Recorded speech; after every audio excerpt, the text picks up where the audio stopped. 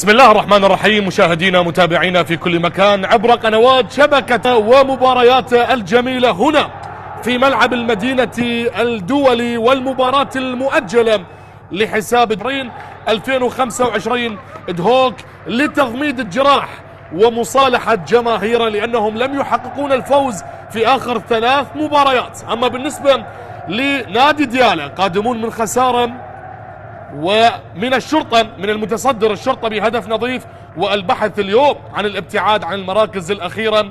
مواجهة مرتقبة ما بين صقور الجبال وأبناء مدينة البرتقال. أيضا الطاقم التحكيم اللي يقود مجريات هذه المباراة الحكم الأول أحمد كاظم، يساعد أمير داود وولاء حسين، والحكم الرابع عصام فاضل، وبغرفة الفار مهند قاسم وجهاد عطية. ادهوك في المركز السادس برصيد 52 نقطة، وديالى بالمركز 17 برصيد 31 نقطة. في مباراة الذهاب فاز ادهوك بنتيجة 3-1، والآن مباراة الإياب المرحلة الثانية، وعلى بركة الله تنطلق صافرة البداية.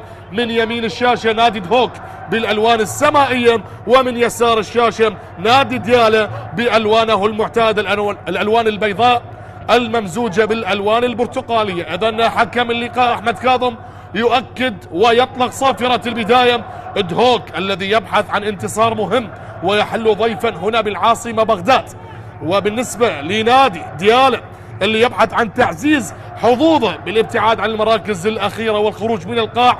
وإذن المدربين تكلم عن نادي ادهوك المدرب الجديد ثاني مبارياته أمير أزرفشان السويدي، وبالنسبة لديالى يامن الزلفاني التونسي. هذه محاولة تصل بالنسبة لديالى ملعوبة بصورة سريعة لكنها مستخلصة. زاكري هو من يستعيد الكرة، يقف على كرته ويغير اللعب على الطرف الأيمن بالنسبة لنادي ادهوك، لكن هنا الأخطاء ممنوعة، لا تلعب بالنار.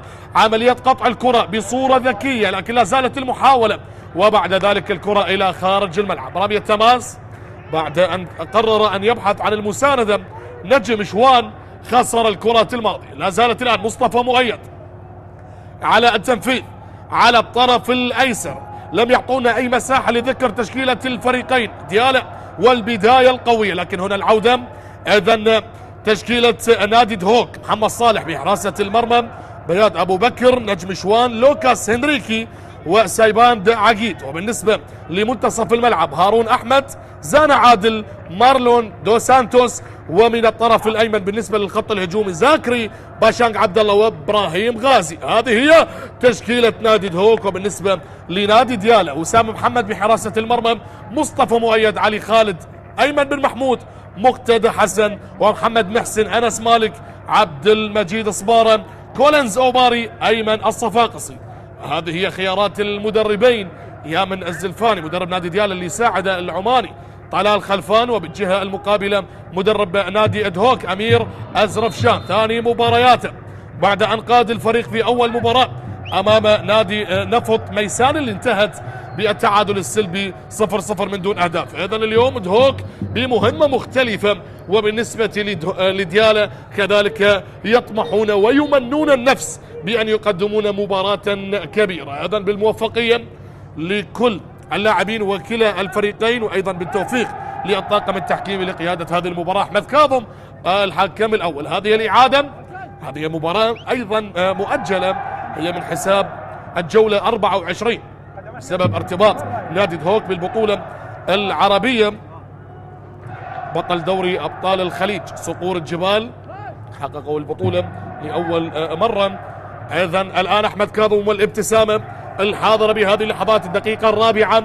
يا من تشاهدون عبر قنوات شبكة الإعلام العراقي، يحييكم أجمل تحية معلقا وواصفا لهذه المباراة المعلق حسين سمير. إذن هنا التدخل من باشانغ، عملية الدعس على القدم على ما يبدو هنا نشاهدها بصورة أوضح.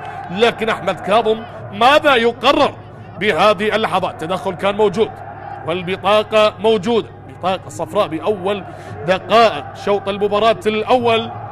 أيضا هداف الفريق تكلم عن باشانغ عبد الله، أو بالأحرى بيتر جورجيس. أمامك بالصورة أمير أزرفشان مدرب السويدي اللي أتى خلفا لمواطن السويدي مسعود ميرال. أيضا الكرة تصل من الطرف الأيمن، مستخلصة على مرتين بهذه اللحظات. ديالا والمحاولات المبكرة، لكن الكرة مقطوعة بهذه اللحظات، وبعد ذلك إلى خارج الملعب. إذا هنا التدخل اللي كان موجود باللقطة الماضية عن طريق أيمن بن محمود اللاعب التونسي. تصل مرة أخرى عملية تشتيت الخطر. 5 دقائق أولى بهذا اللقاء والنتيجة 0-0 ما بين الفريقين. ماذا هنالك يا سيد الحكم؟ يؤكد بأن هنالك راية على ما يبدو أوفسايد.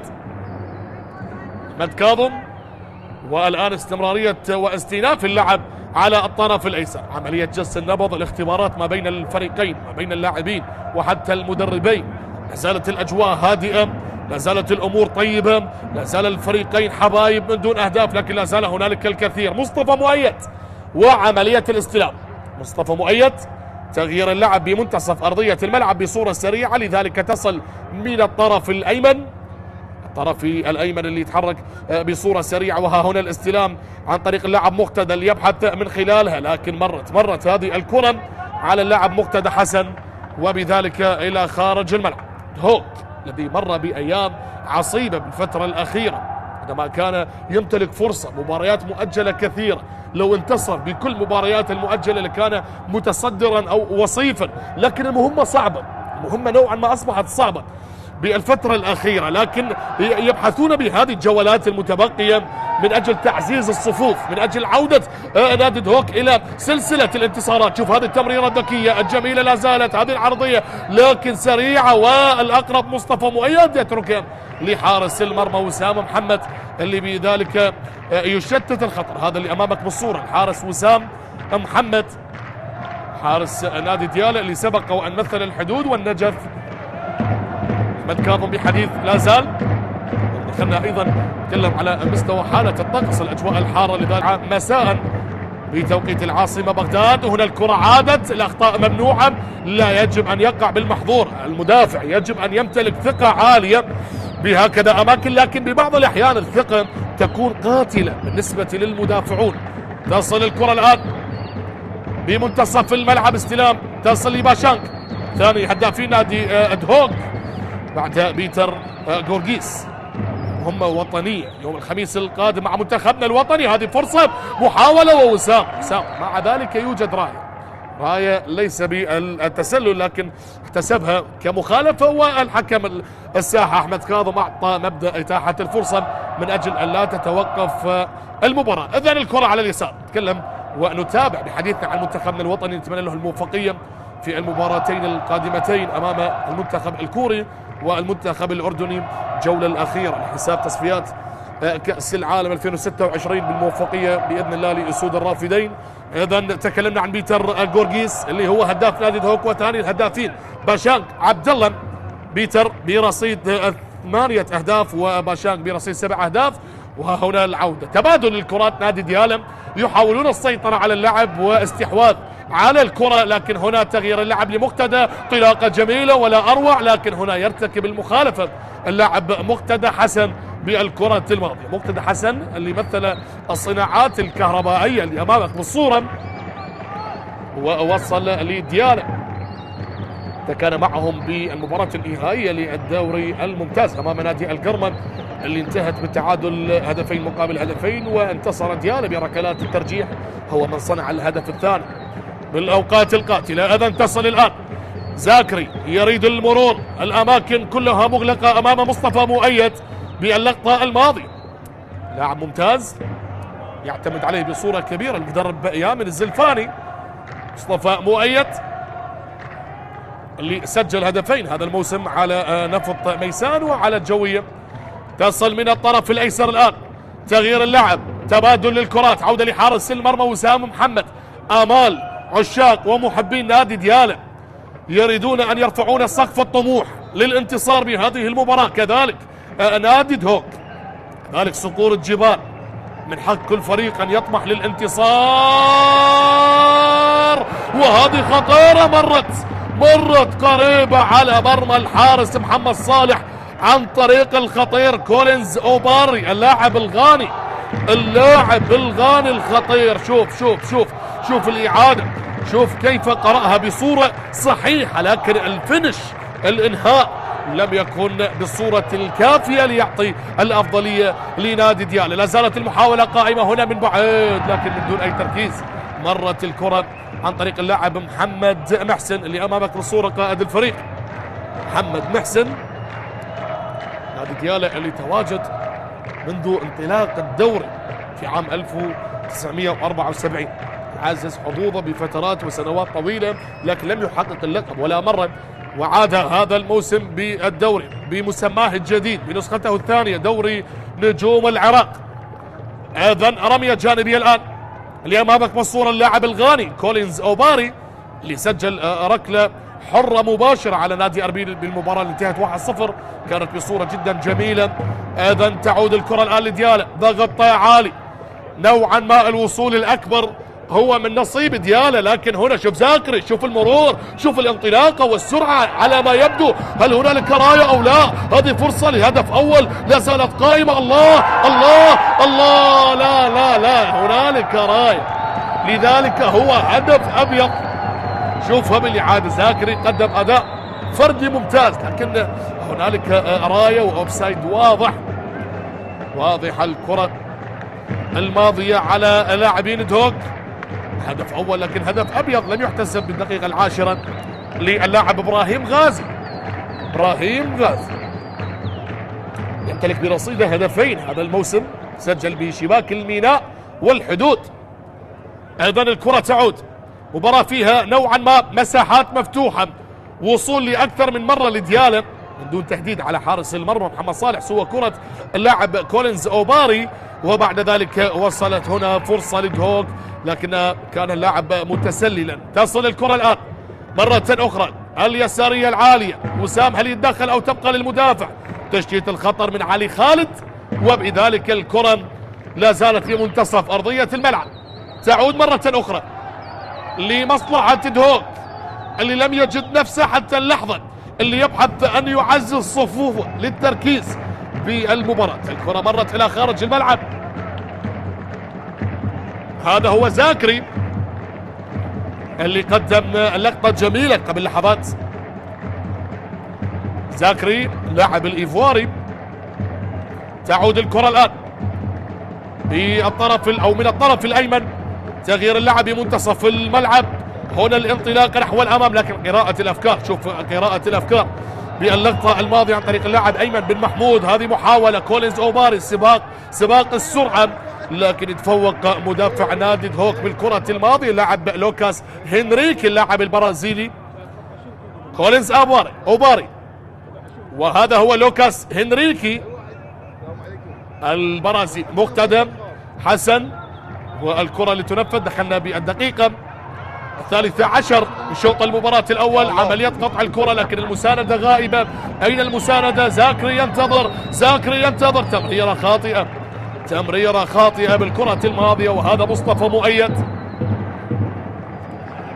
مؤيد. تغيير اللعب مرة أخرى، تعود لمصطفى من الطرف الأيسر. مباراة فيها الكثير من الحماس لكن يحتاجون اللاعبين لشوية تركيز. هذه كرة خاصة نتكلم عن مباراة مؤجلة في فترة توقف الدوري من أجل منتخبنا الوطني، لكن هنا تصل من الطرف الأيسر. خاطئ الكرة الأقرب هو المدافع نجم شوان، وبعد ذلك نجم هو من يستلم الكرة. تمرير الكرة لكن هنا الأخطاء ممنوعة. تصل مرة أخرى، نسميها في لغة كرة القدم الأماكن المحظورة على المدافعين. تمرير لزاكر، أكثر اللاعبين تحركا حتى اللحظة قائد فريق دهوك الإيفواري زاكري، وبذلك الكرة تعود مرة أخرى من الطرف الأيسر، ولا زال البحث قائما بالنسبة للفريقين. شوف هذه التمريرة الذكية، استلام ولا أروع، ممكن هذه فرصة قد تكون خطيرة لكن مصطفى موجود بالكرة الماضية، وبعد ذلك تصل إلى رمية جانبية. مصطفى مؤيد طرف الأيسر اللي يقدم أيضا أدوار دفاعية وهجومية بنفس التوقيت. تصل الكرة عن طريق اللاعب نجم شوان، استلام بمنتصف الملعب عن طريق اللاعب هارون أحمد.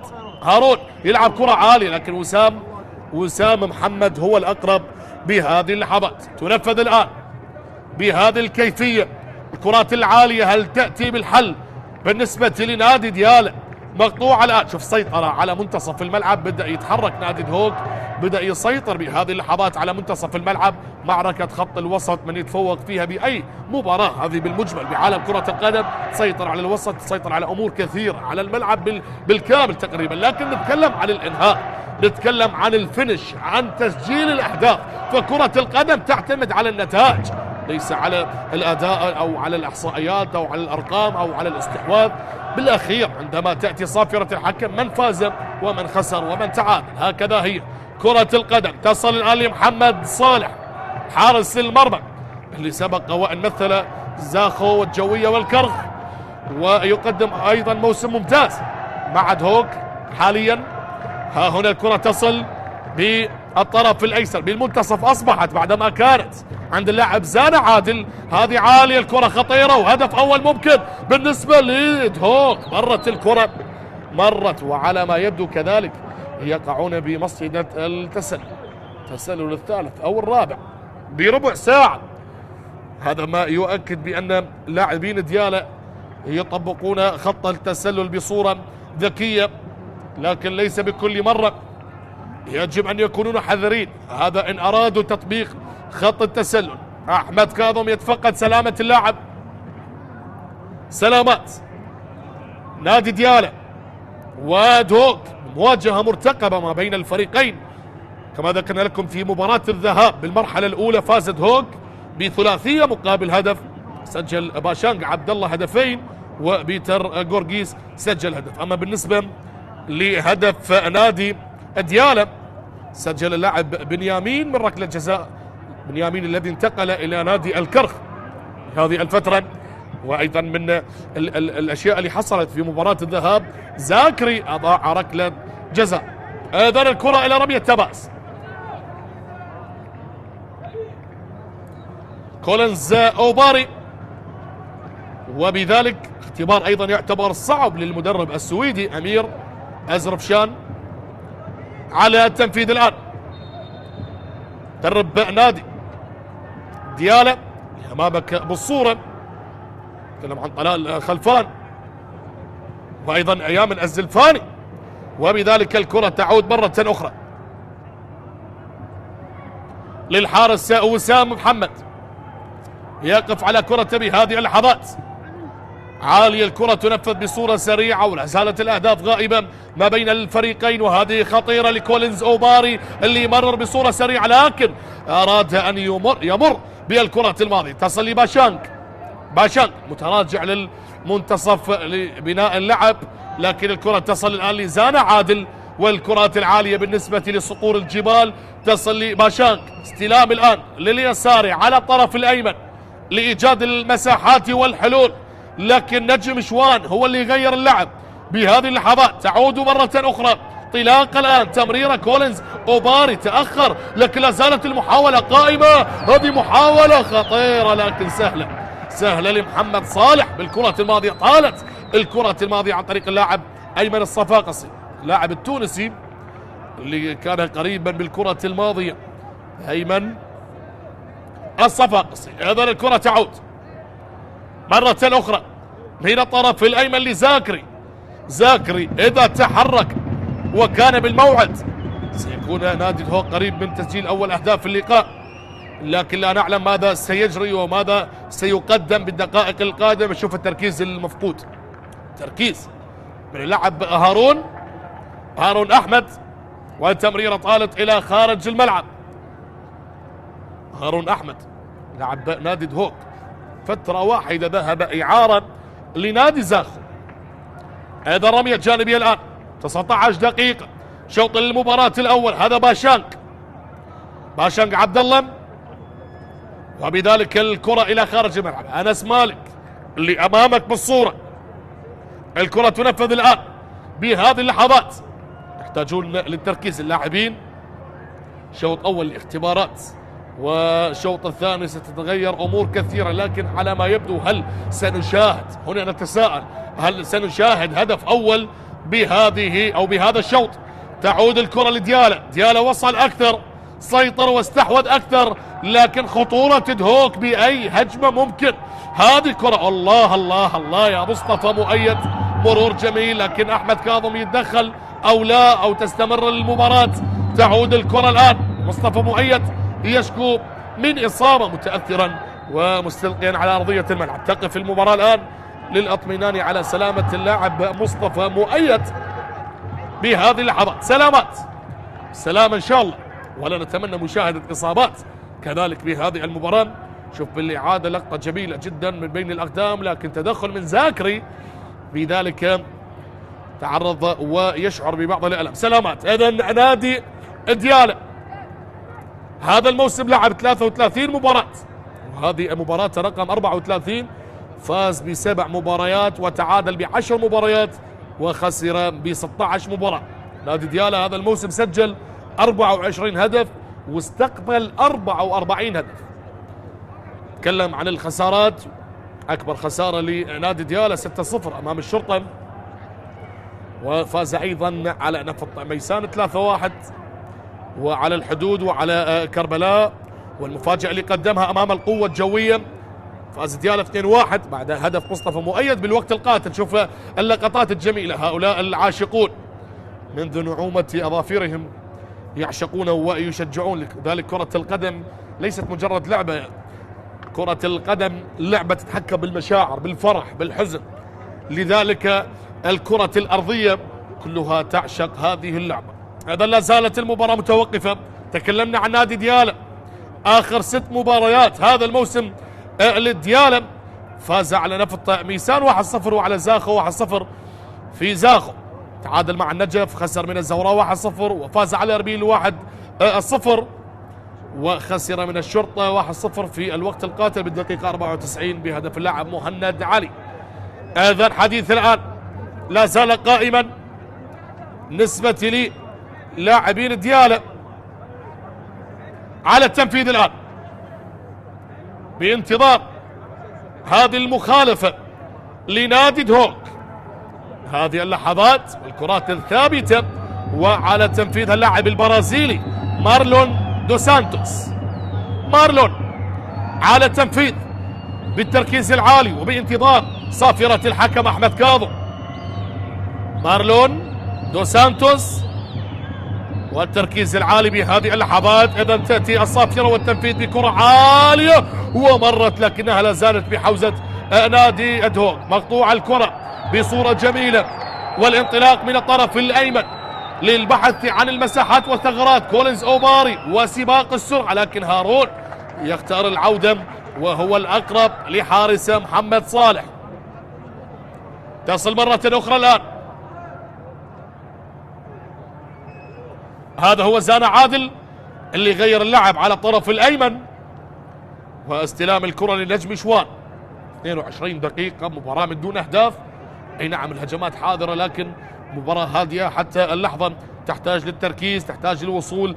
نتكلم عن نادي ديالى اللي يقف وقفة دفاعية ممتازة، ونادي دهوك أيضا باندفاع حتى حارس المرمى عندما تكون الكرات طويلة. تقدم محمد صالح لتشديد الخطر. هذه المرة وقبل لحظات كان هارون موجود. هذه كرة لمارلون البرازيلي خطيرة لكن ضاعت عرضية ممتازة وذكية للاعب إبراهيم غازي، لكن نوعا ما كانت عالية الكرة. وفي حديث مع زميله البرازيلي مارلون دو سانتوس، شوفها بالإعادة، كرة عالية جميلة لكن هنا التوقيت أيضا مثالي وعلى الطاير أرادها لمباغتة الحارس وسام محمد، لكنها مرت إلى خارج الملعب.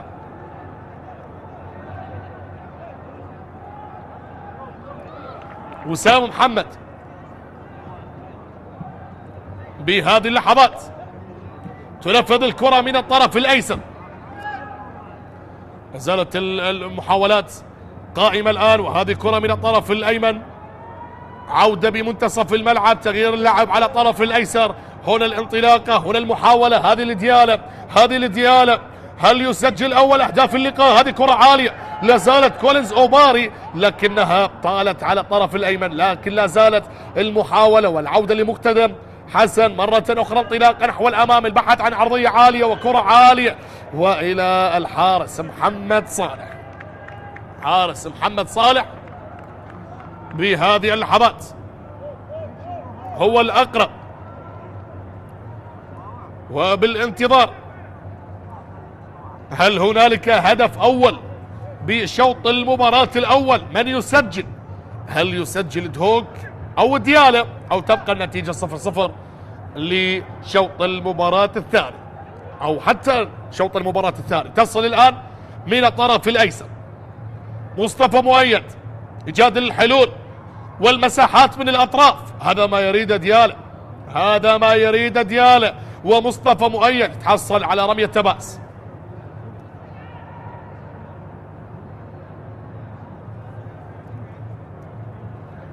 سياباند عقيد هو من قطع الكرة الماضية، وبذلك تصل لمصطفى مؤيد. تغيير اللعب الآن، هل غادرت أو لا يا أحمد كاظم؟ على ما يبدو غادرت. نعم، هو أقرب. هارون أحمد الآن أمامك بالصورة. لا زال الانتظار لمشاهدة أول أهداف اللقاء. هذا مصطفى مؤيد يلعب كرة سريعة الآن. نجم شوان بتشتيت الخطر، لا زالت قائمة من الطرف الأيسر، لكنها إلى خارج الملعب. إلى خارج الملعب. زاكري اللاعب الإيفواري، تصل الكرة الآن من الطرف الأيسر. كولينز أوباري أكثر اللاعبين بحثا عن الحلول بالخطوط الهجومية. وهنا التمريرة الخاطئة بالكرة الماضية. لوكاس هنريكي لباشانج عبد الله. باشانج والدوران، ليلة مصالحة جماهير دهوك أو ديالا لا زالت قائمة ما بين الفريقين. لم نتعرف لحد هذه اللحظة، لا زال هنالك المزيد والمزيد من الأوقات لنتعرف من خلالها ماذا سيقدمون الفريقين بهذه المباراة. تصل الآن سريعة بالنسبة لديالا. تغيير اللعب على الأطراف كما ذكرنا لكم، بعد الاعتماد على مصطفى مؤيد من الطرف الأيسر، وأيضا الاعتماد على مقتدى حسن. هذه تمريرة بعدما كانت طريق اللاعب اليمني عبد المجيد صبارة. تصل الآن، وهذه الكرة العرضية العالية من الطرف الأيمن سهلة سهلة للحارس محمد صالح، هو من يستلم هذه الكرة. محمد صالح. كولينز أوباري. كولينز أوباري، وهنا الكرة تنفذ من الطرف الأيمن. أهداف الفريق تكلمنا عن الهداف دهوك بيتر جورجيز، الهداف ديالا كولينز أوباري، مناصفة مع زميله أيمن الصفاقسي، كلاهما يمتلكون برصيدهم 4 أهداف هذا الموسم. تصل الكرة الآن لزاكري من الطرف الأيمن. زاكري خطير، عالية الكرة لكنها إلى خارج الملعب، إلى الحارس وسام محمد. زاكري مستغربا من كرة اللي طالت بعيدا. أيضا دهوك، هذا النادي اللي تأسس بسنة 1970، بطل الدوري مرة واحدة بموسم 2009-2010. وها هنا الحارس وسام محمد على التنفيذ، يلعب كرة سريعة الآن بهذه اللحظات. باشانج يخسر الالتحام البدني، لكن كرة تصل لباشانج، مرور جميل. الله الله الله الله الله الله على المهارة وعلى الرشاقة، وتصل الكرة لزميل الآن زانا عادل. زانا تغيير اللعب، نجم شوان من الطرف الأيمن الآن. يار أبو بكر إلى زاكري لإيجاد المساحة وإيجاد الحلول، أو كانت من لوكاس هنريكي. تصل مرة أخرى على الطرف الأيمن، يتركها لاعب دهوك، تغادر إلى خارج الملعب. على التنفيذ الآن، هذا هو اللاعب أنس مالك. تنفذ الآن بالنسبة لنادي دهوك، البحث عن المساحات والكرات العالية. تمريرة بخارج القدم ذكية على الطرف الأيسر. يار أبو بكر يلعبها سريعة الآن. هذا الحارس وسام محمد هو الأقرب. وبعد ذلك تغيير اللعب من الطرف الأيسر. لا زالت صراعات حاضرة. مصطفى مؤيد يبحث بهذا التوقيت. ها هنا الكرة تعود مرة أخرى لدهوك، لصقور الجبال. باشانج تراجع كثيرا من أجل مساندة خط المنتصف، وبذلك هذه التمريرة لزاكري اللي يبحث عن المساحة. زاكري والدوران، تمريرة سريعة لا زالت قائمة من الطرف الأيسر. هذا وبيان اللي يمرر بصورة سريعة الآن. ها هنا الدوران، لكن يختار العودة مرة أخرى. هنا تمريرات متبادلة ما بين لاعبين دهوك. على التنفيذ الآن تصل عالية من الطرف الأيسر، هذه خطيرة لدهوك والتشتيت الخطر، لكن لا زالت قائمة وعلى ما يبدو هنالك راية أوفسايد. مرة أخرى يقعون لاعبين نادي دهوك بالمحظور ولا يجدون أي مساحة تذكر بهذه اللحظات، وبذلك التسلل واضح بهذه اللقطة المرة الرابعة أو الخامسة بأقل من نصف ساعة. نعم هذا يحتاج تركيز عالي بالنسبة للخط الهجومي للاعبين دهوك. حديث أيضا مع غرفة الفار على ما يبدو مهند قاسم وجهاد عطية. هنا الكولينج بريك، توقف التبريد من أجل التقاط الأنفاس وشرب المياه. طبعا هذه دخلت بصورة حديثة في عام 2014 كولينج بريك، توقف التبريد. أول استخدام لها كان في كأس العالم 2014 في مباراة البرتغال وأمريكا، واستمرت حتى هذه اللحظة كولينج بريك من أجل التقاط الأنفاس وشرب المياه اعتمادا على حالة الطقس. إذن تكلمنا عن نادي دهوك هذا الموسم اللعب 31 مباراة، هذه المباراة رقم 32 أو أي نعم 32، وبالنسبة للانتصارات 15 انتصار و7 تعادلات وخسر ب9 مناسبات. هنا توجيهات من المدرب السويدي أمير أزرفشان ثاني مبارياته مع الفريق، وكذلك الحديث لا زال مستمر. نصف ساعة من دون أهداف بهذه المباراة المؤجلة لحساب الجولة 24. بعد ذلك الدوري بهذه الفترة متوقف من أجل تصفيات، ومنتخبنا الوطني بعد التصفيات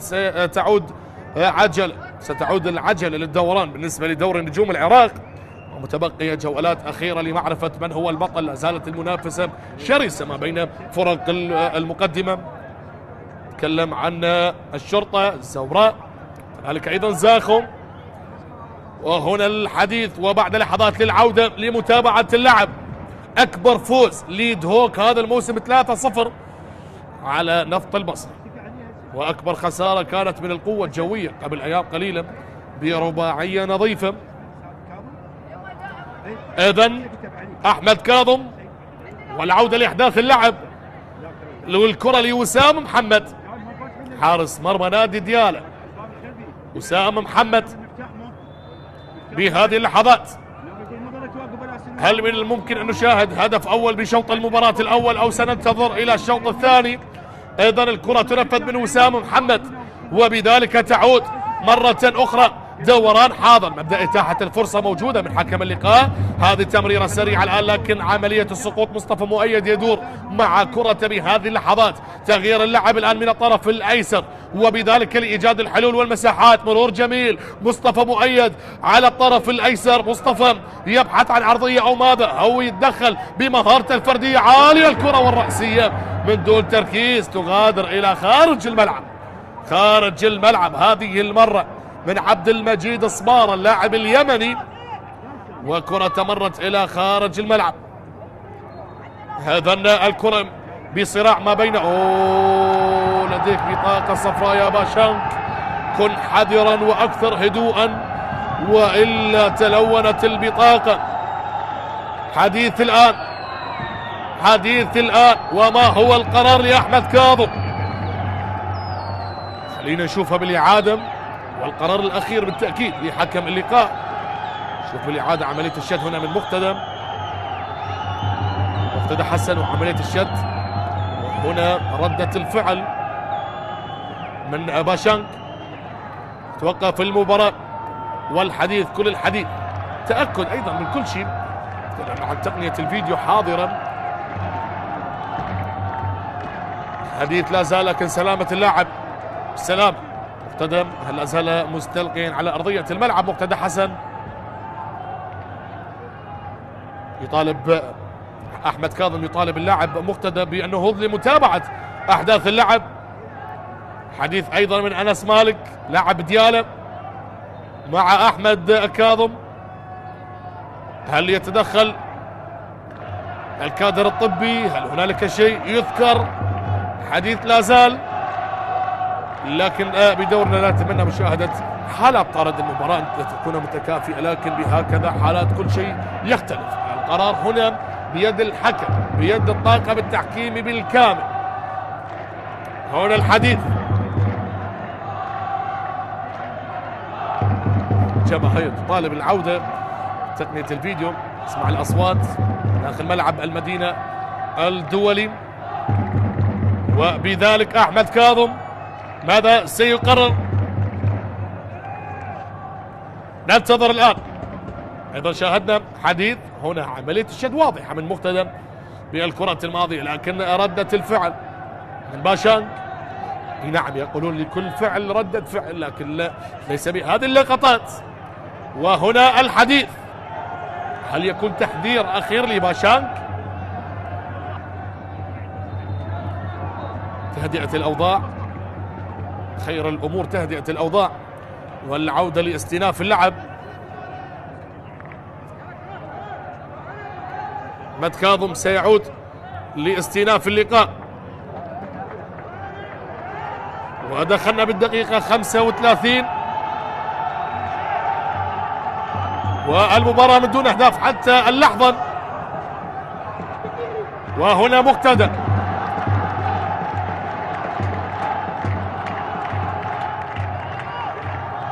مخالفة لمصلحة دهوك، لذلك هي من الحالة الأولى كما ذكرنا. مقتدى حسن عملية الشت اللي كانت حاضرة، وبذلك الكرة تصل إلى الطرف الأيسر بالنسبة لنادي دهوك. هذه خطيرة بالنسبة لصقور الجبال، وباشانغ يرفض الهدية. باشانغ يرفض الهدية بالكرة الماضية. عرضية جميلة للمرة الثانية، اللاعب البرازيلي مارلون دو سانتوس يقدم عرضية للمهاجمون. شوفها بالإعادة، هو البرازيلي، هذه المرة لباشانغ بعدما كانت الأولى لزميل إبراهيم غازي.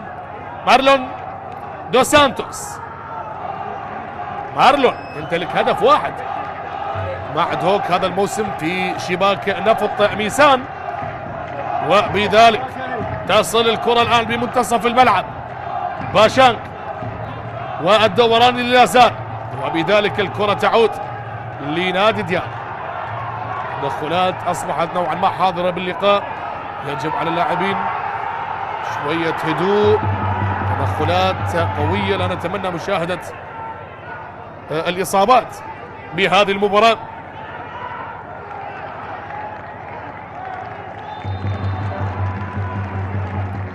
أيضا هنا الإعادة، أنس مالك واللاعب زانا عادل. شوط أول لا زال لم ينتهي بعد، ودخلنا بأوقات الأخيرة 9 دقائق على نهاية الوقت الأصلي لشوط المباراة الأول، ولا زال التعادل السلبي يسيطر على أجواء اللقاء. يا من تشاهدون معنا عبر قنوات شبكة الإعلام العراقي، تصل الآن من الطرف الأيسر، هذه خطيرة لديالا، ممكن الهدف الأول يسجل أبناء مدينة البرتقال، والتسديدة لكن اعتلت وإلى خارج الملعب. مرت عليك يا أيمن، أيمن الصفاقسي اللاعب التونسي اللي يمتلك برصيده 4 أهداف هذا الموسم، سجل بمرمى نوروز والجوية والحدود وكربلاء، لكن كرة اعتلت ومرت على مرمى الحارس محمد صالح. هنا التدخلات أكثر من 3 مرات، واستئناف اللعب من أجل البحث عن الهدف الأول ما بين الفريقين. الكرة تصل مرة أخرى، تشتيت الخطر هنا بهذه اللحظات، سباق السرعة، لكن زميله يعود للتغطية اللاعب علي خالد، وبذلك مصطفى مؤيد. شوف المرور الجميل، شوف التمريرة ولا أروع، شوف الدخول والبحث عن المساحة وعن الهدف، لكن كرتك اصطدت وبذلك إلى خارج الملعب. رمية جانبية الآن لديالا، تنفذ بصورة سريعة. مباراة بدأت تتحرك، المباراة بدأت تحلو بهذه الدقائق، والكرة تعود الآن. الاستلام بالنسبة لديالا، تبادل للكرات بهذه اللحظات، وهنا الاستلام الجميل، خلق المساحة والتسديدة القوية، لكن محمد صالح كان لها بالمرصاد، جرب حظه من بعيد، وبذلك الحارس محمد صالح. هذا تسديدة قوية هنا هذه المرة عن طريق نفس اللاعب أيمن الصفاقسي، جرب حظه، يمتلك قدم يسارية قوية، وبذلك محمد صالح حارس ايضا ممتاز، يمتلك ردة فعل جدا عالية وممتازة. وها هنا الكرة تعود مرة اخرى بالنسبة لديالة، قطع الكرة بمنتصف ارضية الملعب. هارون احمد يختار العودة للخط الدفاعي بيان ابو بكر مرة اخرى. الان مساحات يبحثون من خلالها، وبذلك هذه خطيرة لديالة، ممكن الهدف الأول. هذه المساحة وهذه الانطلاقة والتشتيت، الخطر حاضر باللقطة الماضية إلى خارج الملعب. سيابند عقيد وكولينز أوباري تنفذ الكرة بهذه اللحظات. هذه النقلة اللي تصل من الطرف الأيسر الآن، هذه المحاولة اللي لا زالت قائمة، وبذلك تصل من الطرف الأيسر عالية الكرة والرأسية، لكن محمد صالح هو الأقرب. محمد صالح حارس المرمى هو الأقرب بالكرة الماضية. زال الانتظار، شوفها بالإعادة. ها هنا الرأسية والإبعاد الخطر بالكرة الماضية. أيمن الصفاقس أيضا يطالبون بلمسة يد على اللاعب البرازيلي لوكاس هنريكي، لكن على ما يبدو لم يكن متعمدا والمسافة قريبة. وبذلك القرار الأخير لأحمد كاظم. لا يجب أن نتدخل وأن نجزم بالحالات التحكيمية، وبذلك حكم اللقاء موجود. حصل شيء لم يشاهد أحمد كاظم. هنالك غرفة الفار تتكلم، الدولي مهند قاسم وبرفقة جهاد عطية، وبذلك تصل الكرة الآن خطيرة لدهوك، مرور جميل، الله الله، جول لصقور الجبال من جبال الشمال. صرخة ارتج لها الوادي ليحلق صقر الجبال عاليا في سماء العاصمة بغداد. دهوك يفتتح أبواب الفرح بمفتاح من حديد. دهوك يسجل أول أهداف اللقاء. دهوك الجميلة، دهوك الجوانة، دهوك خوشة، وبذلك الهدف الأول للقادمون من شمال العراق هنا بملعب المدينة الدولي. هدف جميل، شوفه بالإعادة، شوف الدخول باشانج والاستلام، تمريرة ذكية لا يوجد تسلل، الاستلام ولا أروع. الله الله على التمويه وعلى التحضير وعلى اليسارية الجميلة يا إبراهيم. إبراهيم يسجل أول أهداف اللقاء بمرمى نادي ديالة، وبذلك أيضا نشاهد عودة للفار، عودة لتقنية الفيديو. هذه إذا احتسبها أحمد كاظم لمسة يد لن يحتسب هدف دهوك.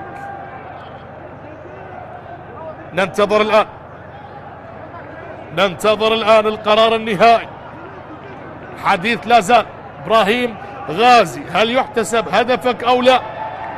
صراحة استلمها بصورة جميلة، روضها أمامه وتمويه ممتاز، تخلص من المدافع وركنها بالزاوية بالقدم اليسرى. وهنا القرار النهائي لحكم اللقاء. شوف كرة القدم ومتغيراتها، إذا ألغي الهدف سيعود ركلة جزاء لديالة. هو قرار النهائي لحكم اللقاء أحمد كاظم. سنشاهد وننتظر. هل يتحول الفرح إلى حزن في دهوك؟ هل تتغير الأمور من خلال الإعلان عن ركلة جزاء؟ هنا القرار، هنا اللحظة الحاسمة. ماذا سيؤكد أحمد كاظم؟ القرار النهائي ماذا ماذا ماذا ماذا؟ الكل ينتظر، الكل يترقب بهذه اللحظات. هنا كرة القدم وجنون كرة القدم. تحولت الفرحة من شمال العراق إلى مدينة البرتقال. ألغي هدف اللاعب إبراهيم غازي، وبذلك ركلة جزاء لمصلحة ديالة. شوفها بالإعادة، لمسة يد على لوكاس هنريكي اللاعب البرازيلي، يقع بالمحظور، وقرار أحمد كاظم بأنها ركلة جزاء لنادي ديالة. متغيرات وجنون كرة القدم. الله على كرة القدم وعلى أحداثها المجنونة والجميلة. إذا نشاهد الآن، خلينا نشوف هل تتحول الفرحة إلى نادي ديالى قبل نهاية شوط المباراة الأول بدقيقتين. حديث لا زال، كلام موجود، أعصاب، توتر، كل هذه الأشياء موجودة بالمباراة. زاكري يحتج، ولكن القرار خلاص، حسمت الأمور على ما يبدو، هي ركلة جزاء. لنشاهد من سينفذ بالنسبة لنادي ديالى. شوفها بالإعادة، لوكاس هنريكي ولمسة اليد. اعصاب ابراهيم غازي سجل هدف جميل لكنه الغي. اذا الان الدور للتونسي للديالى، ايمن الصفاقسي ومحمد صالح. هل يسجل او يتصدى محمد صالح؟ ايمن على التنفيذ، خلاها بالجول للديالى. مدينة البرتقال تفرح بهذه اللحظات. الله الله الله على كرة القدم. ايمن الصفاقسي يسجل هدف اول بهذه المباراة بالدقيقة 45. ايمن يصل لهدف الخامس هذا الموسم، وبذلك هدف من ركلة جزاء بالدقيقة 45. الله على احداث كرة القدم. شوف الحارس في زاوية والكرة بزاوية اخرى، وبذلك التقدم الان لاصحاب الدار مدينة البرتقال ليلعبون هذه المباراة على ملعب المدينة الدولي. يعتبر هو صاحب الدار لأن ملعبه، وبذلك الهدف الأول مقابل لا شيء. بعدما كانت الفرحة هنالك في دهوك، في ثواني قليلة انقلبت الأمور وغرفة الفار تدخلت وتحول الهدف، ألغي لدهوك وسجل لنادي ديالى. لذلك كرة القدم يا جماعة لعبة جميلة، هذا المتغيرات واحداث تحصل بثواني قليلة. اذا هدف مقابل لا شيء، و4 دقائق وقت بدل ضائع لنهاية النصف الاول، الحلقة الاولى من مسلسل هذه المباراة. تصل بمنتصف الملعب الان اي احداث، ومن الممكن الاحداث اللي شاهدناها باللحظات السابقة تشعل الاجواء. هذا هو الغاني، غير اللاعب كولينز اوباري، استلام وتوغل، كولينز غيرها لكن محاول. الله الله الله الله الله، تكمل او ماذا؟ هل تكمل او لا؟ هذه التسديدة القوية، جنون جنون جنون جنون جنون جنون، واحداث غريبة ومشتعلة يا مقتدى حسن. وهنا نجم شوان، واي ثقة واي لحظات يقدمها واكتسبها نادي ديالى. شوف هذه اللقطة، شوف سحب الكرة، شوف تمريرة لكن رفض الهدية التونسي ايمن الصفاقسي. بطاقة حمراء على احد المتواجدين على دكة البدلاء. ننتظر الان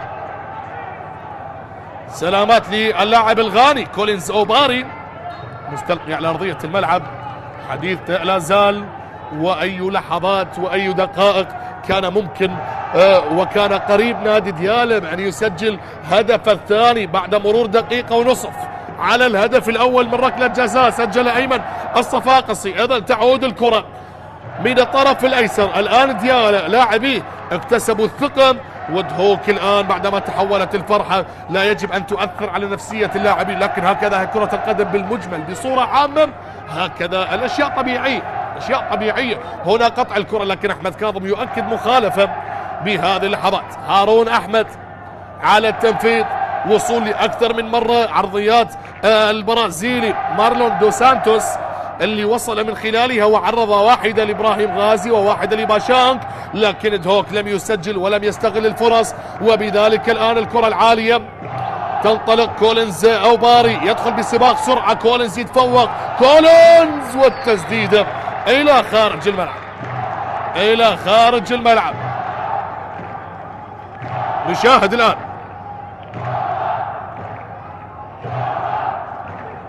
هذا الكرة لدهوك من الطرف الايسر بهذه اللحظات، طريق اللاعب زانا عادل يتركها لهارون بهذه اللحظات من الجهة اليمنى. انطلاقة عرضية داخل منطقة الجزاء، وسهلة الحارس وسام محمد بهذه اللحظات. دقيقتين او اقل، دقيقة ونص على نهاية شوط المباراة الاول، دقيقة على نهاية شوط المباراة الأول. وهنا ديالى متقدم بهدف مقابل لا شيء.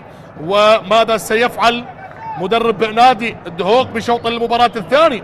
المدرب السويدي أمير أزرفشان، والكرة تصل من الطرف الأيسر.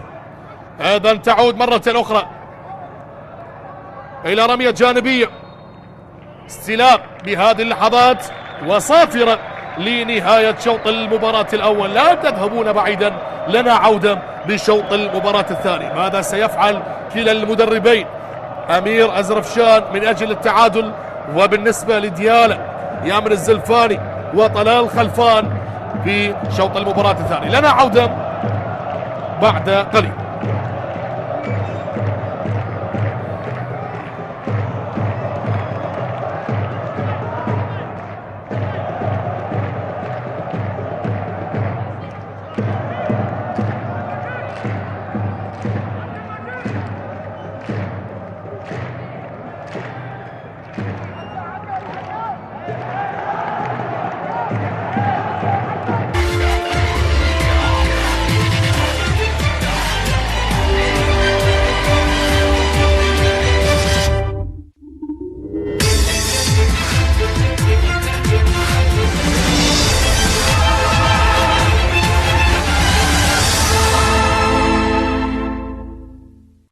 هدف رائع جدا من ويليام جيبور من صقر العقاب، يسجل اليوم من أجل أن يعود فريق القوة الجوية، من أجل عودة الصقور. جيبور يقول كلمة أيضا، جيبور يسجل أول أهدافه مع الصقور. هنا ويليام مر، هنا ويليام وصل، راح راح راح، ومصطفى رعد هنا راح مع هبوب الرياح. لاحظ هنا الكرة الأخيرة وصلت عالية باتجاه ويليام جيبور، لوحده مر، سدد كرة في أقصى الزاوية مع القائم. ما بال القائم الذي ساعد القوة الجوية في هدفين. كرة قوية جميلة من القائم الأيسر إلى المرمى، وصلت إلى هدف ثاني، وصلت إلى التأكيد. هنا الهدف، هنا الرائع والجميل والاحتفال الرهيب بالخبرة. سعد الآن يقف من أجل الثالث للصقور. سعد يتقدم على كرة الجول. الله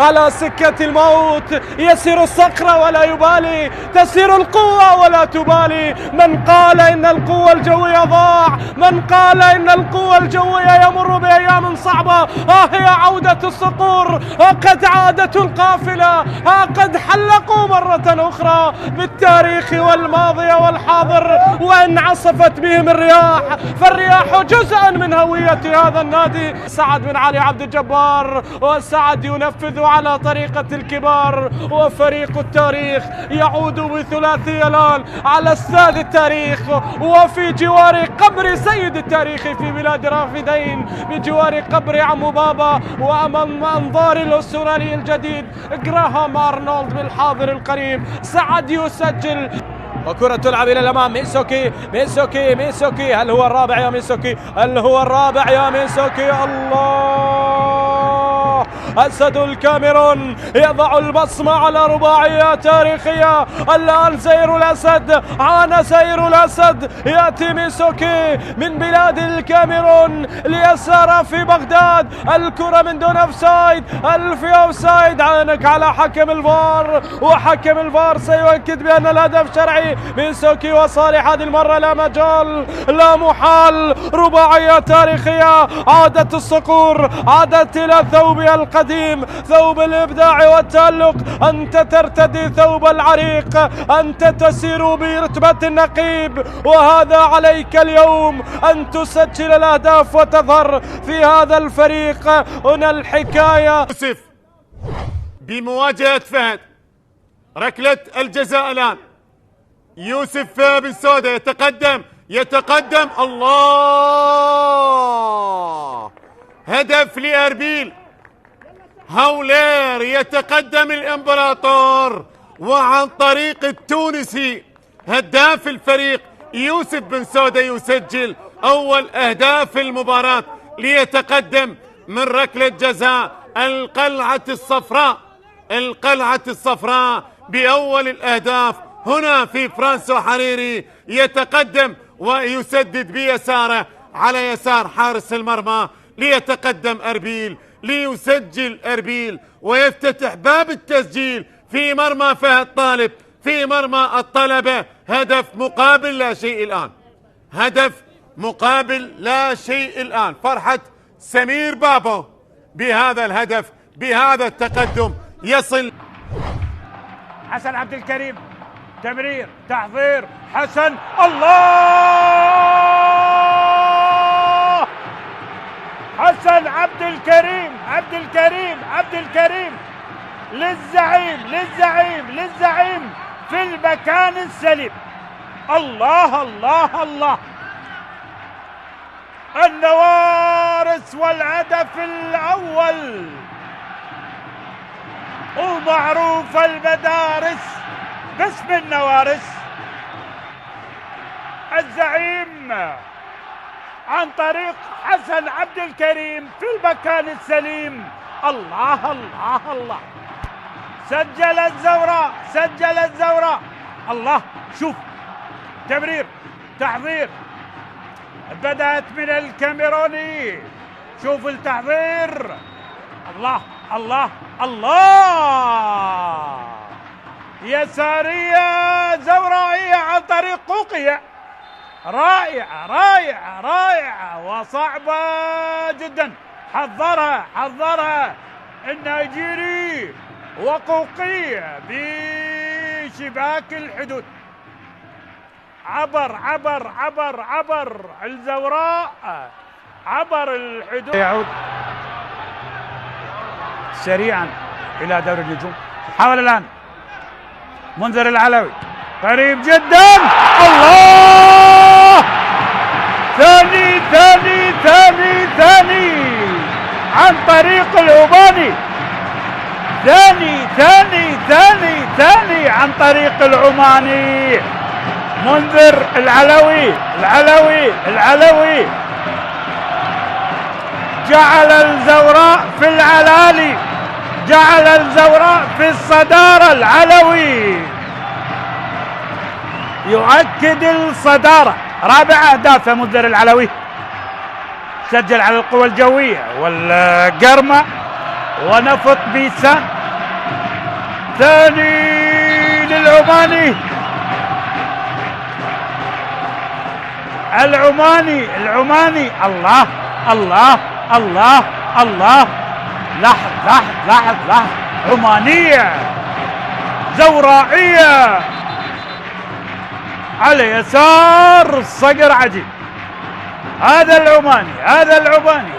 واحد والركنية لمصلحة نادي زاخو. هنا الارتقاء، هنا الراسية، هنا الابعاد، هنا الهدف، هنا الهدف، هنا الهدف. الله!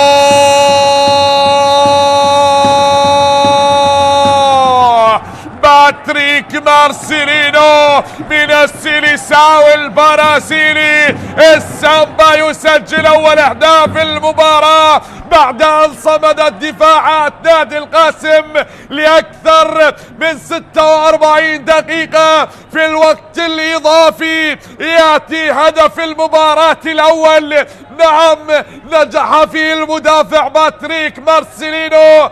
لن ينجح أحمد ياسين ولن ينجح جوستافو، لن ينجح ناصر محمدو، بل نجح به المدافع باتريك مارسيلينو بعد أن تهيأت تلك الكرة من أحمد إبراهيم، من المدافع إلى المدافع، من أحمد إبراهيم إلى باتريك مارسيلينو لأبناء الكابور. وأول أهداف المباراة. شاهد راسية أحمد إبراهيم إلى أقدام اللاعب باتريك مارسيلينو.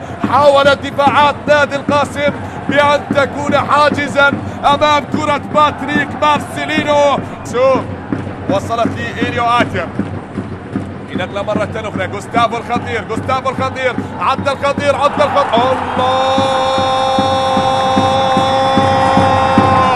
كأنها ليلة برازيلية لنادي زاخو. وجوستافو البرازيلي الآخر يعلن عن الهدف الثاني بالمباراة لنادي زاخو. جوستافو اللاعب اللي سجل هاتريك في مباراة الذهاب يؤكد الآن ويسجل الهدف الثاني بالمباراة لنادي زاخو من البرازيلي. هذا المرور شاد العبور ووضعها في الزاوية البعيدة بهدف جميل للمراقبة للمتابعة لجوستافو الخطير. هذا اللاعب لا يترك وحده بهكذا مساحات، نعم بهذه المساحة الصعبة، مساحة قصيرة وأمام جوستافو أنت في مواجهة. وسجل أول أهداف المباراة. شوف شوف شوف شوف شوف شوف شوف اسيست رائع رائع رائع رائع من علي خليل. علي خليل لمحمود أحمد، ومحمود أحمد على العمود البعيد يحرز أول أهداف المباراة لمصلحة نادي نفط البصرة بالدقيقة 25 من المباراة، ويسجل هدف الشخص الثاني بعد أن سجل في شباك القاسم. شوف كرة ومرت بخطأ دفاعي قاتل من مدافعي نادي نوروز. كرة اللعيب بالراس خطيرة يخلصها حسام، ومرة أخرى بعد خطرة جول جول جول جول جول جول جول.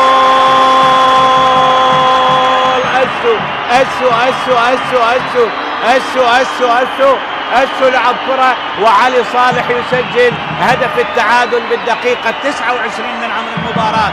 علي صالح يسجل بالدقيقة 29 من عمر المباراة هدف التعادل لفريق نوروز. علي صالح بالدقيقة 29 يسجل هدف الثاني بعد أن سجل في شباك الحدود. كرة من كرة عرضية، شوفها شوفها شوفها شوفها شوف الكرة من كرة ثابتة بالرأس ارتدت من حسام. كرة عرضية علي صالح الخالي من الرقابة، شوف من بين المدافعين بشكل مستريح وعلى بعد ياردة واحدة يضع الكرة في شباك حسام مهدي ويسجل هدف التعادل. شوف الكرة ارتدت، أسو هيها كاتوز لعبها وعلي صالح استقبلها إلى داخل الشباك، وهدف التعادل لفريق نوروز بعد أقل من 6 دقائق يعادل نوروز النتيجة. 1-1 الآن، 1-1. مرت على يسار حسين فلاح، شوف علي صالح الخالي من الرقابة يلعب الكرة بسهولة من داخل منطقة الست ياردات. تمركز سليم للاعب علي صالح يدرك من خلال التعادل. عائد إلى مناف يونس. سجاد يحاول التقدم، سجاد داخل منطقة الجزاء خطيرة، ممكن الآن أحمد يحيى يحاول أن يسدد والمحاولة وهدف الشرطة. جول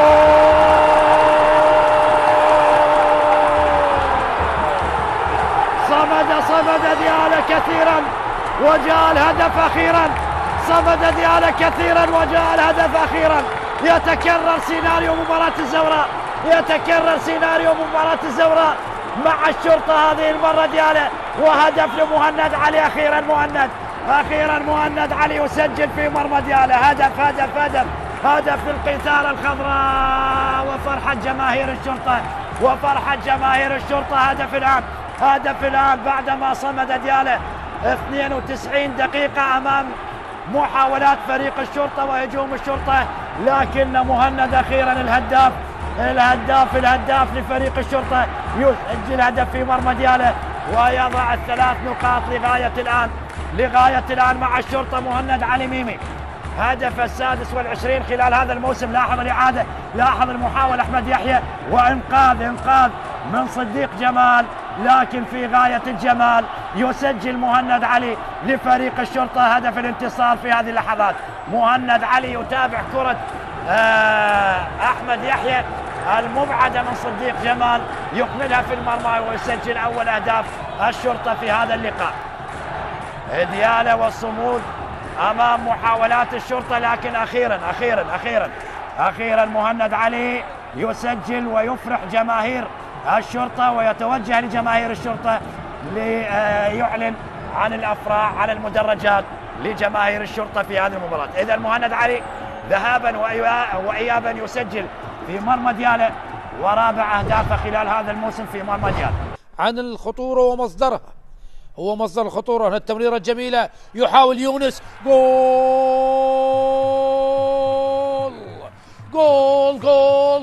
جول يونس حمود يكسر الجمود. دقيقة يونس حمود بعد وقت طويل من الانتظار، بعد وقت طويل من الصبر يسجل هدف للنجف. يونس حمود وتصويبه خدع فيها أمجد رحيم، قاتل على الكرة، حاول مع الكرة وباستماتة دفاعية بالرغم من حضور علي الذي كان ملتصقا بيونس حمود، إلا أن يونس حمود أصر على التسجيل، أصر على فك النحس، أصر على الإفطار. هل يخلص المباراة مندي والكرة الخطيرة، تصويبة، جول. المدفع السنغالي خلاص يقضي على آمال البرتقالي ويسجل هدف ثاني من دومينيك مندي. استلم الكرة من المنتصف، مر وتقدم وصوب، وأمجد رحيم لم ينجح بتصدي لهذه الكرة، لم ينجح بالتعامل الصحيح مع هذه الكرة. خطأ قاتل من أمجد رحيم يقتل فيها الكهرباء بعد تصويبة قوية من مندي، ومندي يضع النجف، يضع الغزلان بانتصار طال انتظاره من جماهير غزلان البادية. وشاهد الفرحة أحمد عبد الحسين وبنقله من المدافع جيفرسون باهية يلعبها، هذا التقدم، هذا الجول، هذا الجول، الله يا منتظر عبد الأمير يسجل أول أهداف المباراة هنا بملعب الساحر. تحلق صقور الغربية بأول أهداف المباراة. هتافات الصقور الغربية، حلقت الصقور بهذا التقدم بخطأ نعم ارتكبه الحارس، كان متقدما مهدي هاشم. لا يا مهدي لا، بهذا التقدم كلفت فريقك هدف، كلفت فريقك هدف يا مهدي هاشم. وغلطة الشاطر ملف، وهنا غلطة الحارس تكلف هدف. جميلة لكيسيندا، كيسيندا يبحث كيسيندا، العرضية العالية، هدف أول. الله الله الله، السفانة وأول الأهداف سفانة الجنوب. نحن الرياح ونحن البحر والسفن، هكذا يؤكد سفانة الجنوب. وبإمضاء من وبرأسية من؟ سالم أحمد اللي هدد بالبداية، والآن يؤكد تقدم الميناء برأسية ميلاميتا.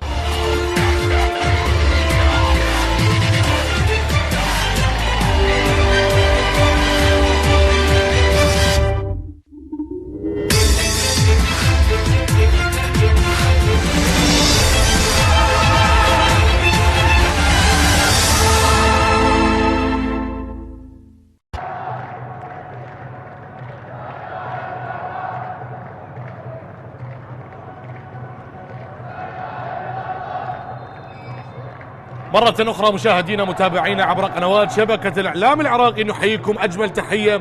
وصلنا للشوط الثاني، 45 دقيقة متبقية لمعرفة ماذا سيحصل بهذه المباراة المؤجلة لحساب الجولة 24 ما بين دهوك وما بين ديالا. أيضا هدف مقابل لا شيء بالدقيقة 45 بنهاية شوط المباراة الأول، سجل ديالا عن طريق اللاعب التونسي أيمن الصفاقسي من ركلة جزاء. هدف مقابل لا شيء. الآن الشوط الثاني، أمير أزرفشان المدرب السويدي مدرب نادي دهوك للبحث بالتعويض والعودة بشوط المباراة الثاني. أما بالنسبة لديالا ويامن الزلفاني وطلال خلفان وصادق سعدون يريدون المحافظة على هذا التقدم. هذه كرة لكنها اصطدت بهذا التوقيت وتعود مرة أخرى للخطوط الدفاعية. الآن أصبح نادي ديالا من الجهة اليمنى بالألوان البيضاء ودهوك من الجهة المقابلة. هذه خطيرة وفرصة هدف ثاني لكن اعتلت وإلى خارج الملعب، إلى خارج الملعب. أيضا نشاهد أمامنا شوط ثاني مختلف سيكون على ما أعتقد ما بين الفريقين. شوف هنا محمد صالح اللي يبعد الخطر، ولكن الكرة كانت خطيرة، تصل لزاكري من الطرف الأيمن واصطدت بمصطفى مؤيد. سلامات يا مصطفى مؤيد.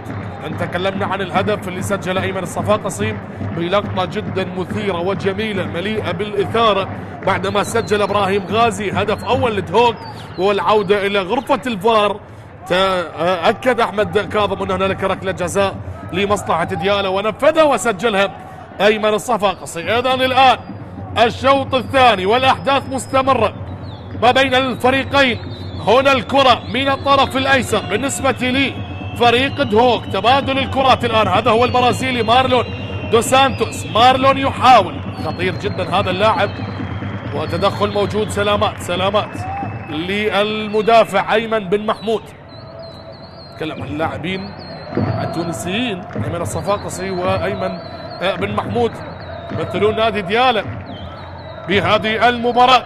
هذا نشاهد انا واياكم مباراة مليئة بالمتعة والاثارة والاشياء المليئة بالاثارة ايضا حضرت بشوط المباراة الاول، لكن الشوط الثاني هنالك الكثير من الخفايا، هنالك الكثير من الاشياء التي سوف نشاهدها بالدقائق المقبلة. حديث لا زال، كلام موجود. اذا صاحب المركز السادس نادي دهوك بمواجهة المركز 17 نادي ديالا بهذه المباراة المؤجلة لحساب الجولة 24 من منافسات دوري نجوم العراق موسم 2024-2025. ايضا الشوط الثاني انطلق قبل دقيقتين بقيادة الطاقم التحكيمي احمد كاظم وامير داود وولاء حسين وعصام فاضل، وبغرفة الفار مهند قاسم وجهاد عطية. تنفذ الكرة الان بالنسبة لمصلحة نادي دهوك، تشتيت الخطر وابعادها من اللاعب سيابنت عقيد، وتصل الان من الطرف الايسر. استلام الكرة، جد الحلول والمساحات بهذه اللحظات، وبعد ذلك الكرة تعود لنجم شوان، نجم لحارس محمد صالح. تغيير اللعب من الطرف الايمن بالنسبة لي نادي دهوك اللي يبحثون عن المساحة. هنا قطع الكرة من مصطفى مؤيد لكن على مرتين لم تكتمل الكرة، ايجاد المساحة. ديالا ممتاز، ديالا خطير، ديالا ممتع، ديالا والوصول مصطفى مؤيد، لكن هنا الكرة مقطوعة باللقطة الماضية. زاكري يستلم، زاكري يحاول تمريرة خاطئة. ديالا ممتازين، ديالا رائعين، ديالا يبحثون ويطمحون عن الثاني، لكن لا زال دهوك يحاول ان يدافع عن ما تبقى للبحث عن الاهداف. وها هنا لاعب مستلقي على ارضية الملعب، يطالب بالتغيير على ما يبدو. الإصابة تواجدت للاعب زانا عادل يطالب المدرب بتغييره. سلامات، هذا هو المدرب السويدي أمير أزربشان، ثاني مبارياته مع نادي دهوك هذا الموسم بعدما وصل خلفا لمواطنه السويدي مسعود ميران. تدخل هنا، تعرض لإصابة بعد نزول خاطئ على أرضية الملعب. زانا عادل دخل الكادر الطبي للاطمئنان على سلامته ايضا. سلامات يا زانا اللي لعب بنادي روان الفرنسي وايضا لعب بنادي رين الفرنسي، ممتاز. اذا دهوك فاز على القوة الجوية بالمرحلة الأولى 1-0، وفاز على الزوراء 2-1، وأيضا فاز على ديالا بمباراة الذهاب بنتيجة 3-1، وعلى القرمة 3-1، والانتصارات الكبيرة على مستوى النتائج 4-1 على الحدود. والمباريات الجماهيرية فاز على الجوية والزوراء والطلبة 1-0. ولية الاطمئنان على سلامة اللاعب بالسلامة لزانا عادل. ايضا بالنسبة لدهوك ايضا خسر من الزوراء 1-0 واربيل 1-0. واكثر فريق او من اكبر الفرق في دورينا اللي خسر بنتيجة 3-1 هذا الموسم. خسر من الكرخة 3-1 ومن الشرطة 3-1 ومن نوروز 3-1. دهوك اذا يغادر مصابا تأثرا بالإصابة زانا عادل، نتمنى له السلامة. من سيكون البديل القادم؟ ايضا تغيير اضطراري يقدم المدرب امير ازرفشان بمشاركة الان اكو حزير اللي سبق وان مثل نادي زاخو يشارك بديلا بهذه اللحظات. تصل الكرة الان، استلام دهوك من الطرف الأيسر وإيجاد الحلول بمنتصف الملعب. هل بإمكانهم العودة أو يكون لديالا كلام آخر؟ لنشاهد ونترقب من يكون الأفضل سيسجل. هذا هو نجم شوان بهذه اللحظات. نجم يغير اللعب للبديل بأول لمساته آكو حزير. تغيير اللعب مرة أخرى لمنتصف الملعب عن طريق البرازيلي لوكاس هنريكي. تصل من الطرف الأيمن الآن. تغيير اللعب بالكرات العالية من دون أي تركيز، تغادر بعد ذلك إلى خارج أرضية الملعب. 1-0 نتيجة غير مطمئنة، وهنا علامات الحيرة على المدرب أمير أزرفشان. أول مباراة قادها تعادل 0-0 أمام نفط ميسان، واليوم يريد مصالحة الجماهير لإثبات نفسه، لكن متأخر بفارق هدف أمام ديالا. هذه الكرة تصل من الطرف الأيمن، بذلك مصطفى مؤيد يتدخل. صراع بدني لا زال حاضر. تغيير اللعب من الطرف الأيسر، إيجاد المساحة، إيجاد الحلول، الكرات العالية، لكن عودة موفقة كانت للخطوط الدفاعية عن طريق اللاعب بيار أبو بكر. تصل الآن، تصل مرة أخرى من الطرف الأيمن بالنسبة لدهوك اللي يسيطر على أجواء اللعب، ولكن متأخر بفارق هدف. تصل لباشان، تغيير اللعب للبرازيلي مارلون دو سانتوس. هذه عالية الكرة، ووسام محمد هو الأقرب بهذه اللحظات. تصل من اليسار الآن، تغيير اضطراري بعد مشاركة اللاعب آكو حزير. تصل تمريرة ذكية جدا. هل متسلل كولينز أوباري؟ هل هنالك راية على كولينز أوباري؟ لا، استمرارية اللعب لا زالت عند الغاني اللي غير اللعب، ولا زالت بالكعب جميلة. الله الله الله الله على لقطة جميلة بالكرة الماضية، ضاعت على ديالا فرصة الهدف الثاني، ضاعت بهذه اللحظات. عودوا مرة أخرى، استحواذ نعم لدهوك، لكن الخطورة إن وصلت تصل لديالا. هذه بخارج القدم من دون أي تركيز، مرت إلى الحارس وسام محمد. 1-0 نتيجة اللقاء حتى اللحظة. وسام يقف على كرته. كولينز أوباري حاول بأكثر من مناسبة اللاعب الغاني، ثاني هدافين الفريق أصبح بعدما سجل أيمن الصفاقسي 5 أهداف هذا الموسم بهذه المباراة. كولينز أوباري يمتلك برصيده 4 أهداف، هدفين في مرمى نفط ميسان والكرخوة أربيل. وهذه محاولة لديالا عالية، الكرة لا زالت قائمة على الطاير لكنها مرت إلى خارج الملعب. مرت هذه التسديدة عن طريق اللاعب أنس مالك. كولينز أوباري والكرة للحارس محمد صالح، حارس نادي دهوك.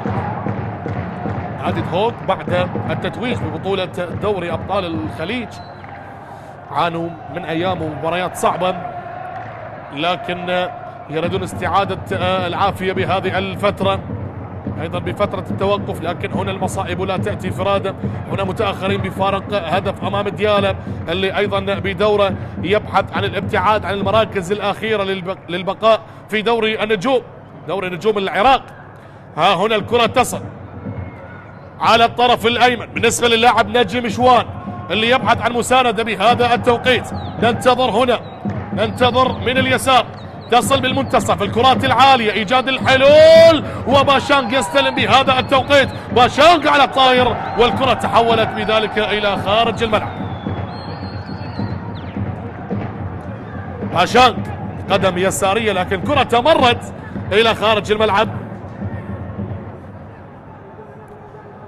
شافها بالإعادة هذه كرة كولينز أوباري اللي تركها لأيمن وأعطاه كرة على طبق من ذهب بالكعب، لكن التسديدة، شوف المهارة عندما تتكلم، شوف التمويه، الرشاقة الجسدية من بين الأقدام، وشوف هنا النظرة الثاقبة والتمريرة من أيمن الصفاقسي اللي إحدى كرة جميلة، لكن تسديدة كانت نعم قوية.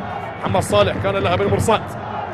إذن الكرة الآن لمصلحة دهوك، صراع بدني على الطرف الأيسر، لا زالت لصقور الجبال، مرور جميل، زاكري يستلم الكرة، يحاول أن يجد المساحة، اللاعب الإيفواري بصراع بدني.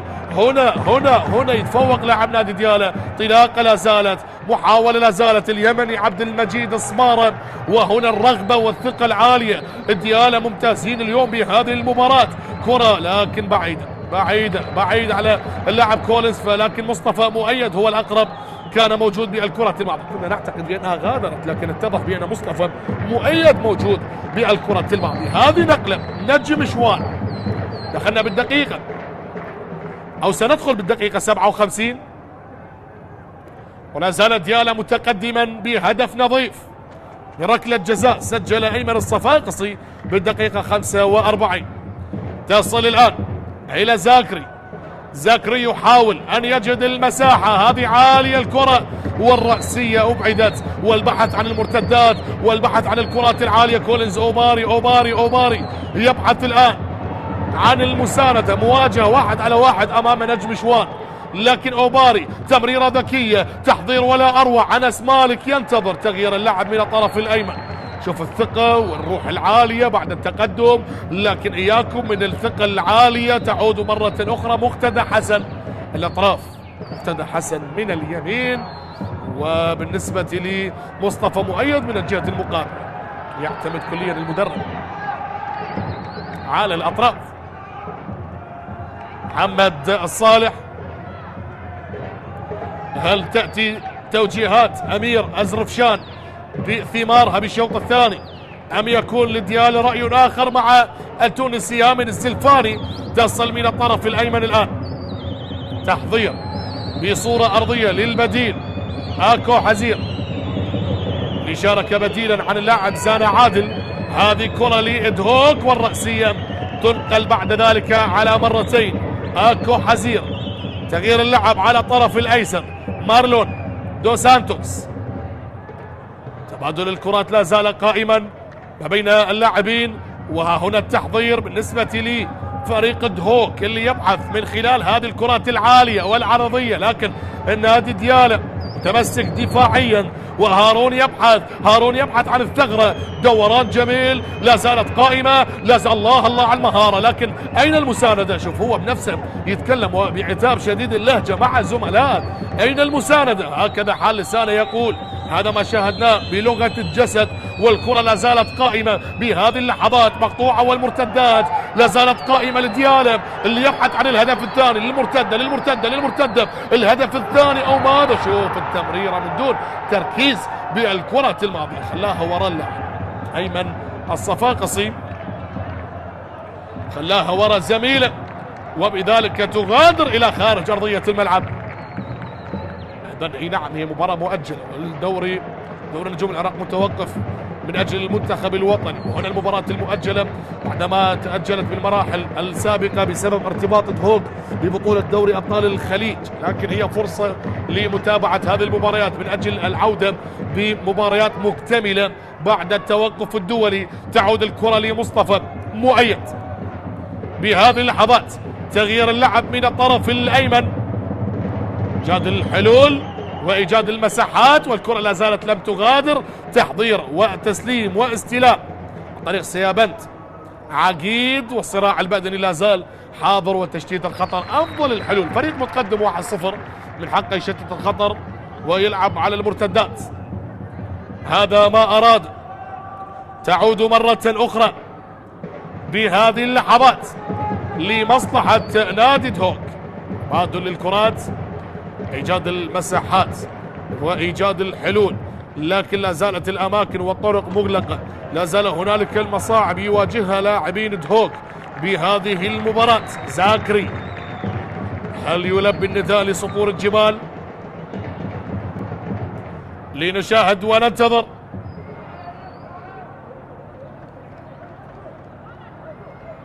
رمية جانبية تنفذ بصورة سريعة، ومرة أخرى لديالى، والكرات العالية لا زالت مستمرة. هنا سباق السرعة، لكن هنا الأقرب برقم 27 بيار أبو بكر، اختار العودة لمحمد صالح، وتستمر المباراة نصف ساعة أو أقل، 29 دقيقة متبقية على نهاية الوقت الأصلي ولا زال دهوك يحاول بكل الطرق من أجل العودة، ولا زال ديالا يبحث عن خطف أي مرتدة لقتل الطموح والآمال بالنسبة لدهوك. هذا ما يريد ديالا أن يسجل الثاني، وما يريد دهوك أن يسجل التعادل، ومن الممكن أن تبقى هذه النتيجة. كل شيء وارد إلا إذا تواجدت الأخطاء الدفاعية. كونوا حذرين. دائما ما نتكلم عن الأخطاء، لكن الأخطاء هي جزء لا يتجزأ من عالم كرة القدم.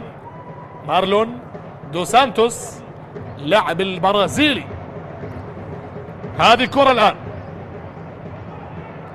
تصل بهذه اللحظات، والثاني جاي. الله يا محمد صالح على ردة الفعل، وأي فرصة أهدرت وضاعت.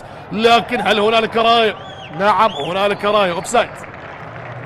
كثيرا ما وقع بالمحظور. هنالك تغيير قادم أيضا، شوفها بالإعادة، تمريرة اي نعم ذكية، لكن اللاعب كان متسللا.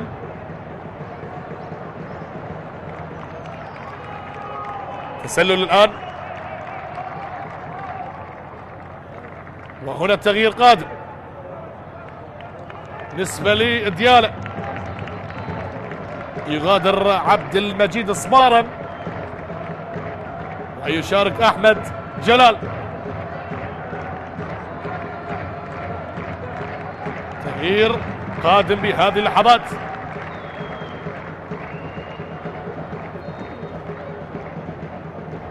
هل تأتي تغييرات أيضا بثمارها بالنسبة لنادي ديالا؟ أحمد جلال حسن يشارك، والدقيقة 64.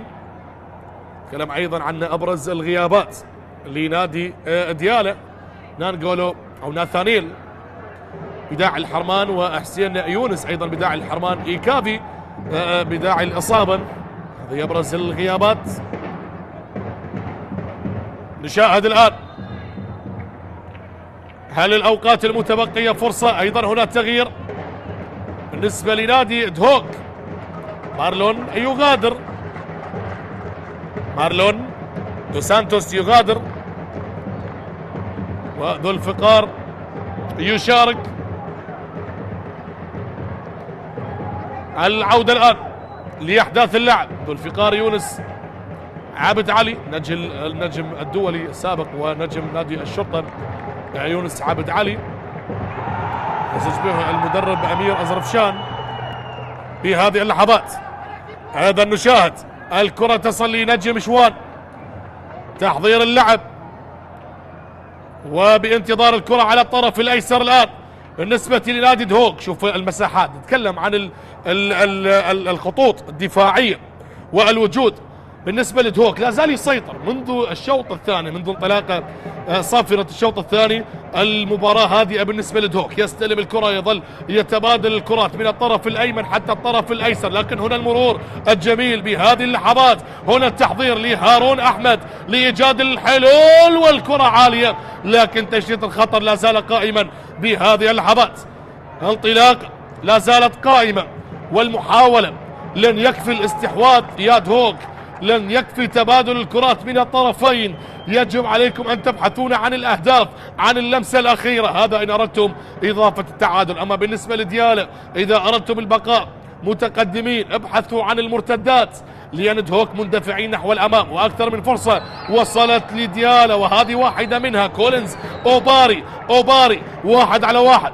كولينز أوباري يستلم الآن، وهذه محاولة وممكن هدف ثاني لمصلحة ديالا. لا زالت المحاولة قائمة، يسارية بعيد، اليسارية بعيدة بهذا التوقيت، وكولينز أوباري لا زال يحاول بكل الطرق من أجل إضافة الهدف، والحظ لا زال يعاند، وهو يحتاج لشوية تركيز. تصل الآن انطلاق نحو الأمام، تغيير اللعب من الطرف الأيسر لإيجاد المساحة والحلول، وعلى ما يبدو هنا التدخل. هل تواجدت الصافرة أو لا؟ لم تتواجد الصافرة. البديل ذو الفقار يونس عابد علي. هذا التدخل بهذه اللحظات، لكن الحكم كان قريب من الكرة الماضية. زالت المباراة بتقدم ديالا 1-0 حتى اللحظة، وبعد ذلك الحديث، كل الحديث ما بين اللاعبين. هذه كرة تنفذ، دقيقة 67 من شوط المباراة الثاني. ها هنا تعود الكرة مرة أخرى لمصلحة صقور الجبال الذين يبحثون عن المساحات، وبذلك الدوران لا زال، وهنا تدخل والمخالفة لمصلحة لاعبينهم. حديث الآن، حديث موجود. إبراهيم غازي وأحمد كاظم حكم اللقاء. شوفها بالإعادة عملية الشد على من اللاعب مقتدى حسن، وبذلك هي صافرة ومخالفة. كرة ثابتة الآن، كرة ثابتة لإدهوك. هارون على التنفيذ، هارون أحمد يشاهد، وكرة سريعة داخل منطقة الجزاء رأسية، وإبعاد بهذه اللحظات على الطرف الأيسر، وتغادر الكرة إلى خارج الملعب. تنفذ الآن عن طريق لوكاس هنريكي. لوكاس البرازيلي ينفذها بصورة سريعة الآن. هذه انطلاقة نحو الأمام، تحضير لباشانغ لكن لم يستلمها بهذه الدقائق. هذه كرة تعود مرة أخرى. ديالا لا زال متقدما، ديالا لا زال يبحث وينتظر عن هدف ثاني، لا زال يحاول بكل الطرق وبكل الوضعيات. أبناء مدينة البرتقال يطمحون عن ثاني أو عن ثاني أهداف اللقاء. هذه كرة عالية، كولينز أوباري اللاعب الغاني، لكن يخسرها بالكرة الماضية، يخسرها اللاعب كولينز أوباري، وبذلك تعود مرة أخرى بمنتصف الملعب. تصل الآن تحضير اللعب، انطلاقة نحو الأمام لديالا، تمرير الآن، لكن شوف التدخل أكثر من لاعب، وهنا كولينز أوباري يتدخل، والكرة لا زالت لديالا. هل يفعلها ديالا ويسجل ثاني أهداف اللقاء؟ ممكن يفعلها ديالا، لكن هنا تدخل، وهنا الصافرة أيضا تواجدت بهذه اللحظات. سلامات، سلامات. هذه اللحظات اللاعب صديق، ايضا هنا احمد جلال، تدخل اللي كان حاضر باللقطة الماضية.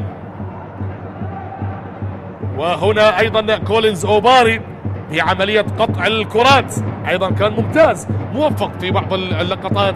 هذا كرة تعود لدهوك، تبادل التمريرات الان على اليسار، لا زال نفس السيناريو منذ انطلاق صافرة شوط المباراة الثاني. الكرة بحوزة دهوك، يتبادلونها من اليسار صوب اليمين، لكن ديالا يلعب على المرتدات وهي افضل الخيارات، هو متقدم بفارق هدف، لكن هنا ممكن تصل اي مرتدة لاضافة الهدف الثاني. هذه كرة من اليسار، مصطفى مؤيد يبحث عن الحلول، مصطفى مؤيد بخارج القدم، شوف التمريرة الذكية، الله على لقطة جميلة، وهنا التدخل كولينز أوباري. هل تحصل على مخالفة أو ماذا؟ تصل الكرة الآن،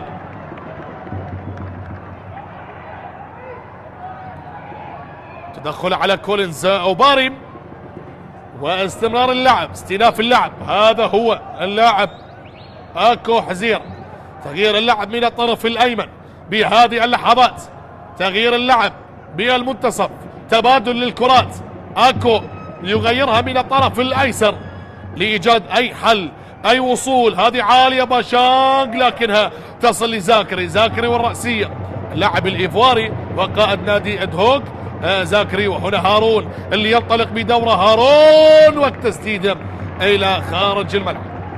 مرت هذه الكرة، وهنا التوجيهات. دخلنا بالدقيقة 71، متبقي 19 دقيقة على نهاية الوقت الأصلي بهذه اللحظات.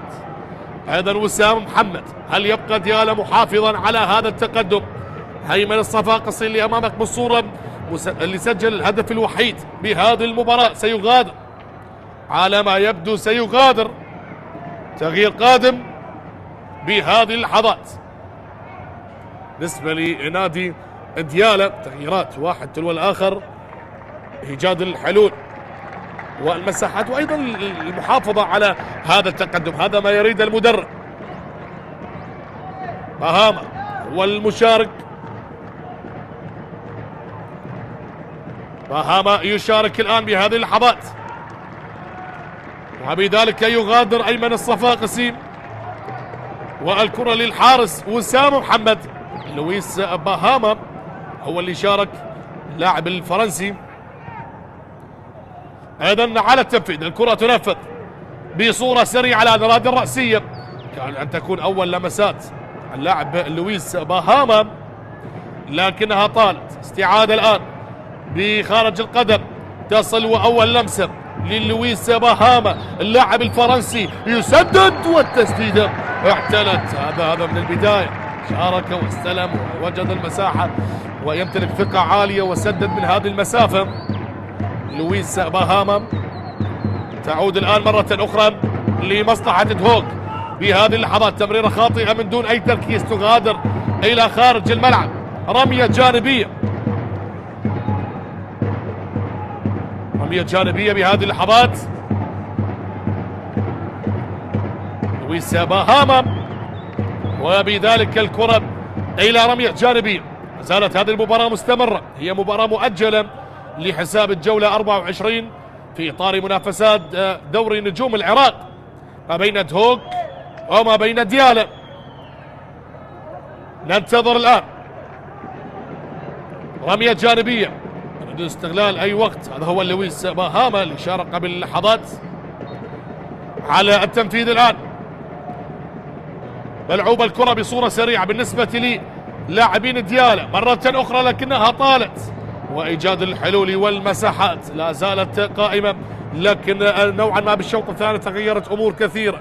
فريق يحاول أن يصل لكن يواجه دفاع عنيد ويلعب على المرتدات، وهذه كرة لهارون بمنتصف الملعب، تغيير اللعب من الطرف الأيسر، الاستلام والتسليم بذلك اللاعب آكو حزير يبحث عن المساندة من الطرف الأيمن. مصطفى أو نجم شوان غير اللعب على الطرف الأيسر. الآن ننتظر هذه الكرة اليسارية السريعة ومصطفى مؤيد يتدخل بهذا التوقيت.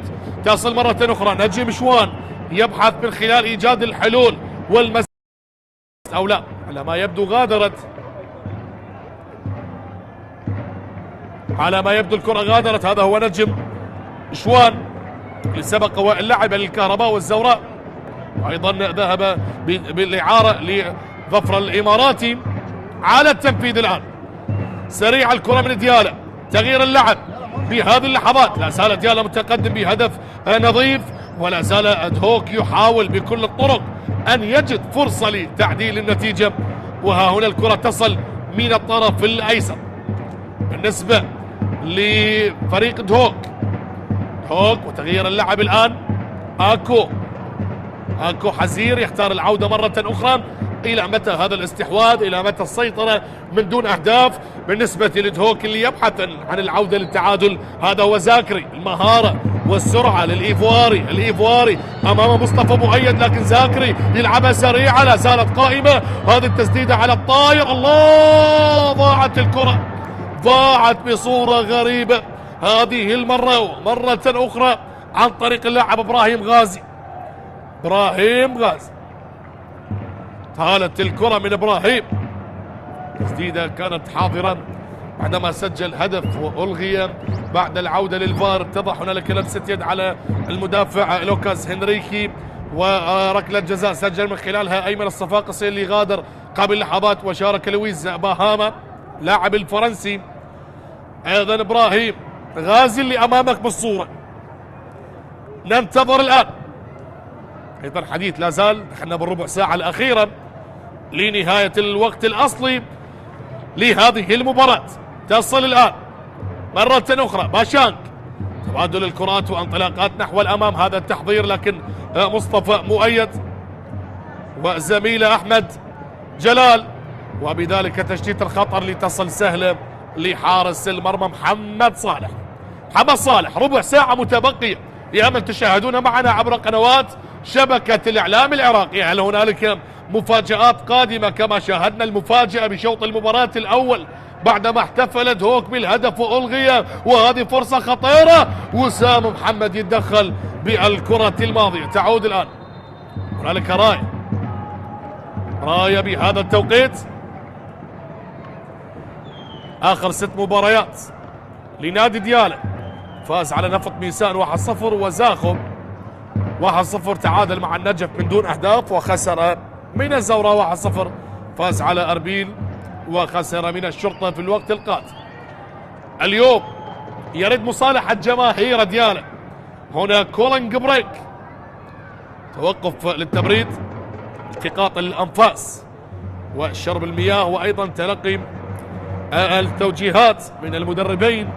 نتكلم عن دهوك، عن الدوري، حقق بطولة أو لقب الدوري بموسم 2009-2010، وأيضا بطل دوري الدرجة الأولى بمسماه السابق. الآن أصبح الدوري الممتاز بموسم 1997 كان البطل دهوك، وتأهل أول مرة نادي دهوك، أول مرة تأهل للدوري كان في موسم 1998، وهبط مرة واحدة موسم 2015، وعاد للتأهل في موسم 2022. حقق المفاجأة هذا الموسم بتحقيق بطل الدوري أبطال الخليج على حساب القادسية الكويتي بنتيجة 2-1.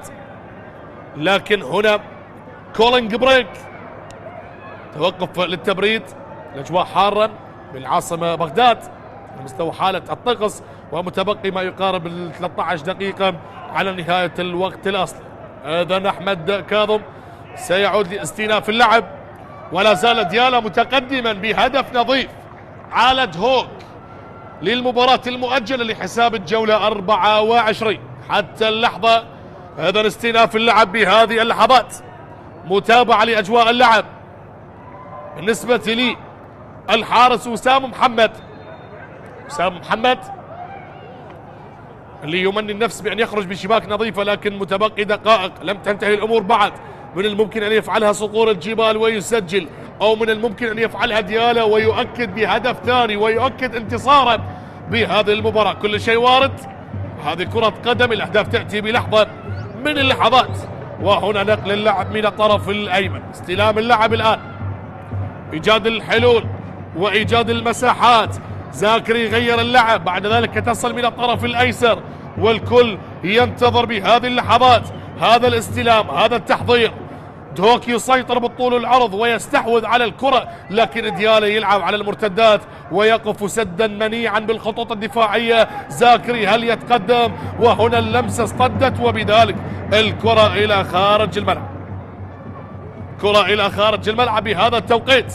باشانك الآن يحتاجونك دهوك صاحب السبع أهداف هذا الموسم. زاكري بكرة اصطدت باللاعب وغادرت إلى خارج الملعب، وبذلك هي ضربة ركنية لصقور الجبال. على التنفيذ آكو حزير، آكو اللاعب البديل على التنفيذ الضربة الركنية بهذه اللحظات بالدقيقة 80. عالية الكرة لكن ضاعت على دهوك، والأقرب لويس باهاما اللاعب الفرنسي اللي مرر تمريرة سريعة وطالت على زميله بالكرة الماضية. هارون يدور مع الكرة، هارون ممتاز جدا بإخراج الكرة بمنتصف الملعب.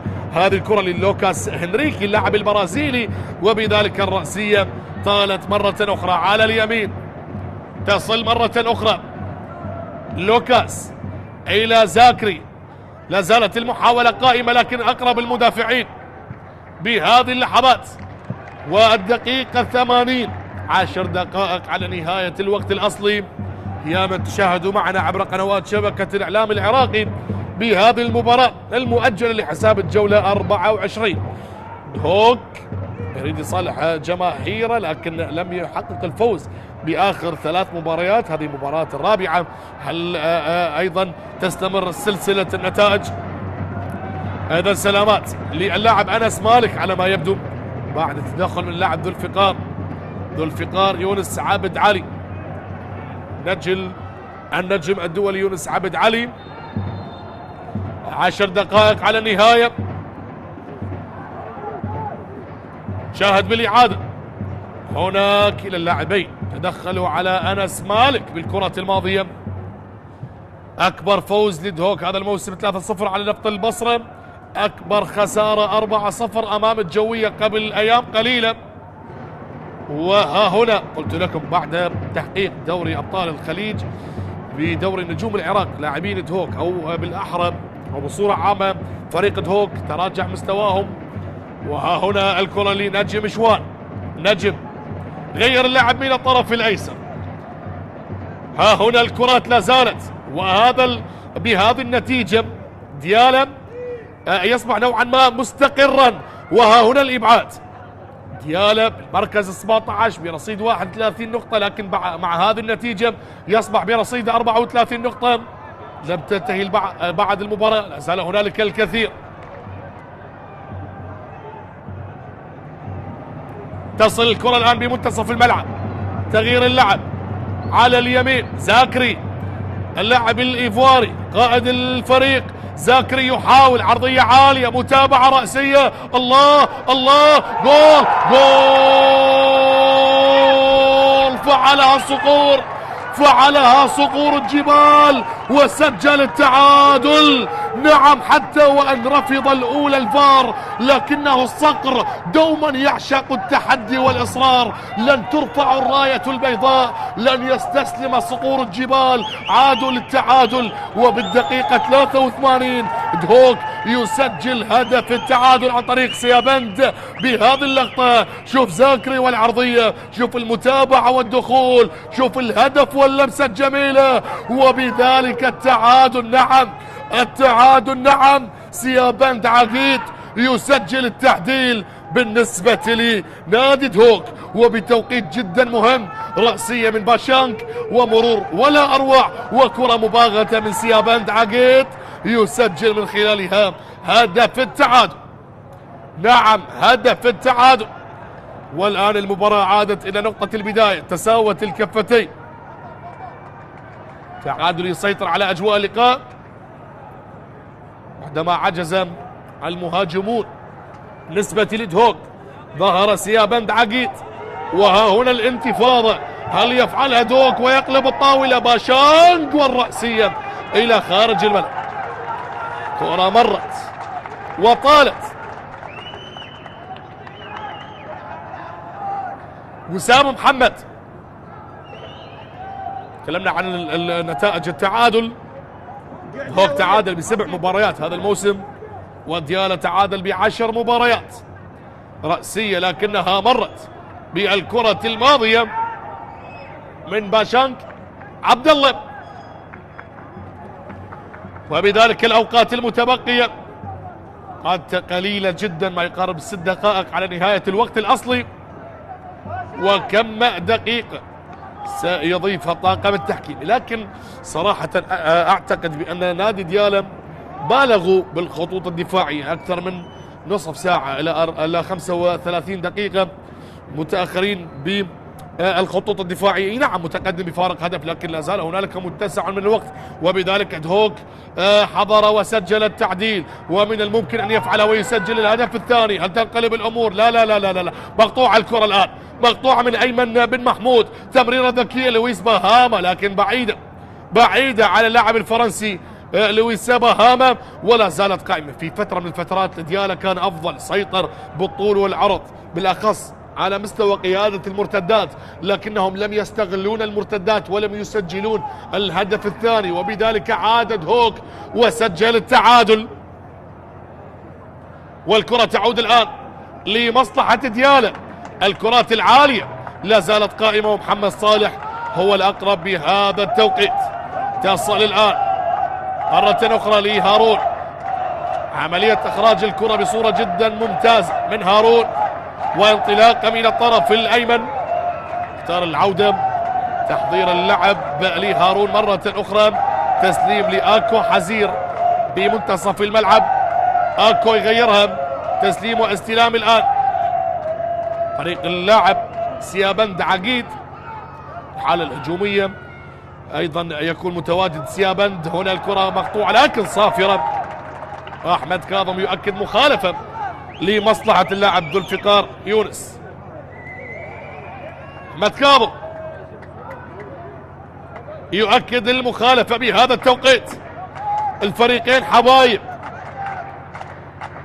الفريقين حبايب حتى اللحظة. هدف مقابل هدف، هدف مقابل هدف حتى هذه اللحظة. وها هنا اللاعب هارون أحمد والكرات الثابتة، والدقيقة 87 على التنفيذ، والرأسية طالت بالكرة الماضية. طالت الرأسية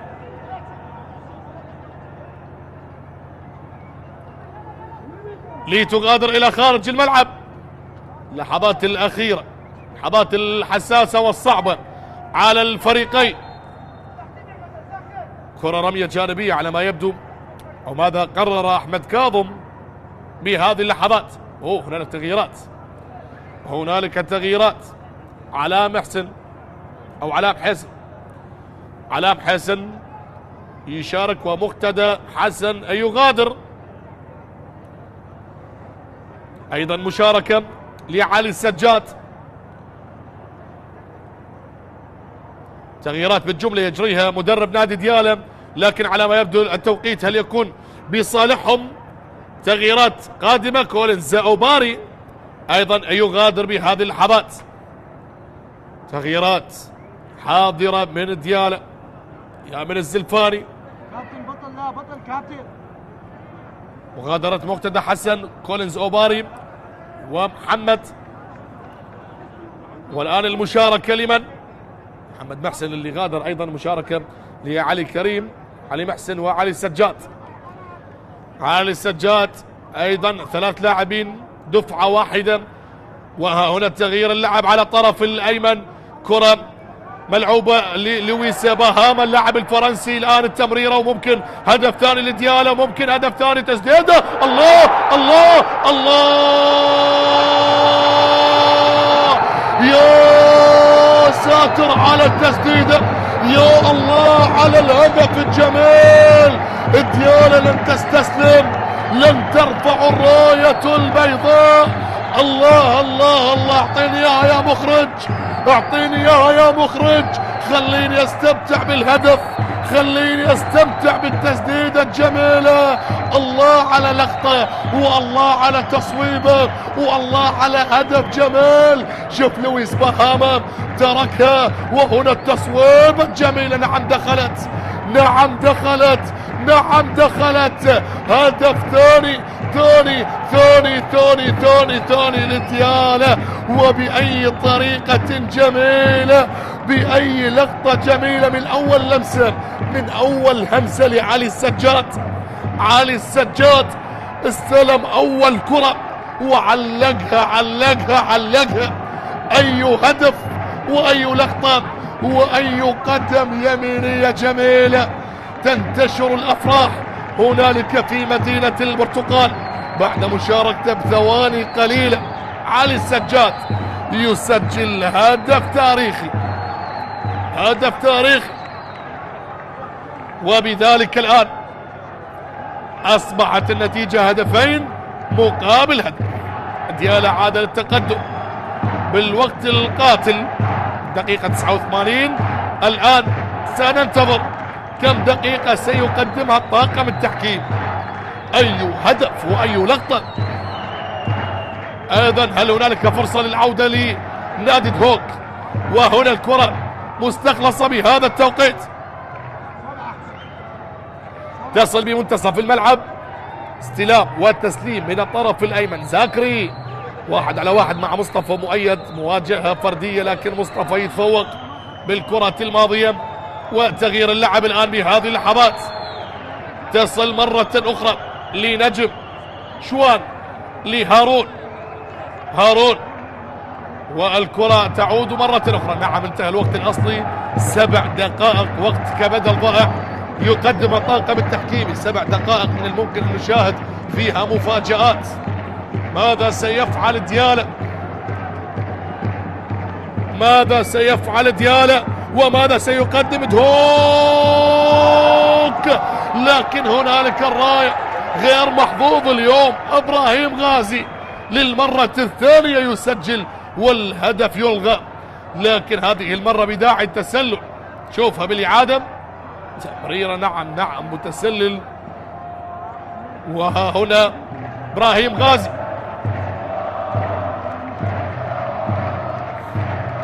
يندب حظ اليوم غير محظوظ. إبراهيم غازي، نجم شوان يغادر، نجم شوان يغادر ويشارك حسن نعيمات. تغيير قادم بآخر 6 دقائق بمشاركة اللاعب حسن عماد. ايضا كرة تنفذ الآن من الطرف الأيسر، رأسية حاضرة، آخر لحظات اللقاء وآخر دقائق اللقاء. تعود مرة أخرى رأسية حاضرة لديالة من خارج القدم حين كان مخبأ هذا اللاعب علي سجاد. هذه الكرة تنفذ الآن لديالة، لويس باهاما الفرنسي يحاول بكرة لكن الكرة مستخلصة عن طريق اللاعب هارون، وبذلك يتحصل على مخالفة. أو هذا حسن عماد أول لمساته. البديل لاعب شاب موهوب، بطاقة صفراء على المدرب العماني. هنا حسن عماد أول لمسات البديل حسن عماد، لكن كرة مستخلصة المرتدة لديالة. هل يفعلها ويسجلون ثالث أهداف اللقاء؟ هذه لديالة، هذه التسديدة، لكن الحارس محمد صالح يتصدى للكرة الماضية. نعم هنا ديالة تقدم مباراة كبيرة، ديالة يقدم مباراة كبيرة في أجواء الصيف الحارة. لابد أن ننعش الجسد بالبرتقال، وفي دورينا لا يحلو الموسم إلا بالبرتقالي.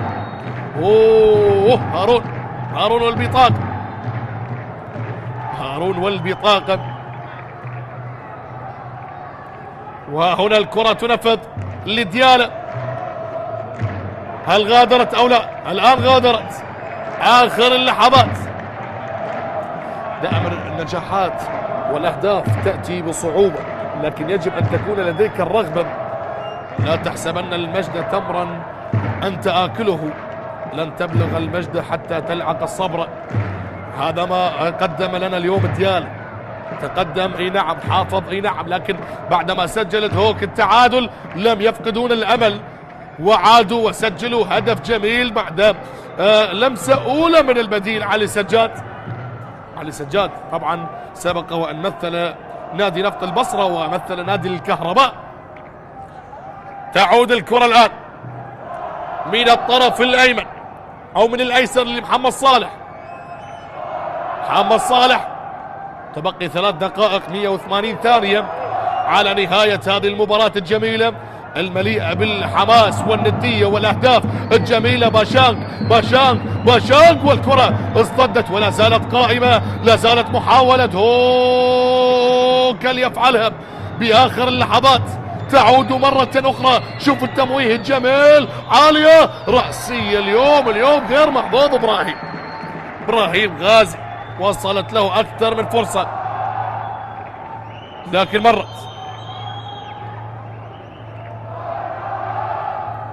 هذا شوفها بالإعادة، والكرة مرت عالية إلى خارج الملعب. هذا هو علي السجاد اللي سجل الهدف الثاني بطريقة عالمية. أقولها بكل صراحة، إذا بقيت هذه النتيجة وفاز ديالة فهو انتصار مستحق. هوك نعم وصل واستحوذ لكن من دون حلول هجومية. اللي سجل هدف التعادل عندما كانت نتيجة 1-0 هو سيابند عقيد. أيضا الكرة تنفذ بهذه اللحظات، تصل للحارس محمد، والاستلام عن طريق حسن عماد، وتعود مرة أخرى من الطرف الأيسر. لاعب شاب موهوب زج به المدرب أمير أزرفشان، اللاعب حسن عماد عسكون. أيضا الكرة تغادر إلى رمية جانبية. هذا هو الحارس وسام محمد، تلقى البطاقة الصفراء. هذا حصل يا سيد الحكم. أيضا آخر دقيقة، آخر 60 ثانية، وبهذه النتيجة ديالة يحقق انتصار ثامن هذا الموسم. تعود الآن لمحمد، إلا إذا حضرت المفاجأة بآخر 60 ثانية أو أقل، تبقي 50 ثانية. وسام محمد يريد استغلال الأوقات، يريد تهدئة الأوضاع. أبناء مدينة البرتقالي، وهنا فرحة الجماهير الحاضرة أمامك بالصورة، من كبار من صغار من شباب من عاشقون ومحبين لناديهم أبناء مدينة البرتقال. وهذه كرة، واو الثالث جاي، الثالث جاي، الثالث جاي. الله لا لا لا لا لا لا لا لا لا لا، بأي طريقة ضاعت عليك يا أحمد، بأي طريقة غريبة ضاعت فرصة الهدف الثالث بآخر ثواني، 10 ثواني أخيرة، آخر وصول، آخر محاولة. وها هنا الكرة تصل من الطرف الأيسر أو بمنتصف الملعب، تغيير اللعب، انتهت الأمور، انتهت الأمور، إلا إذا هنالك المزيد. انتهت أو لا يا أحمد كاظم؟ لا لا لا لا لا، لم تنتهي، لم تنتهي، لا زال هنالك المزيد.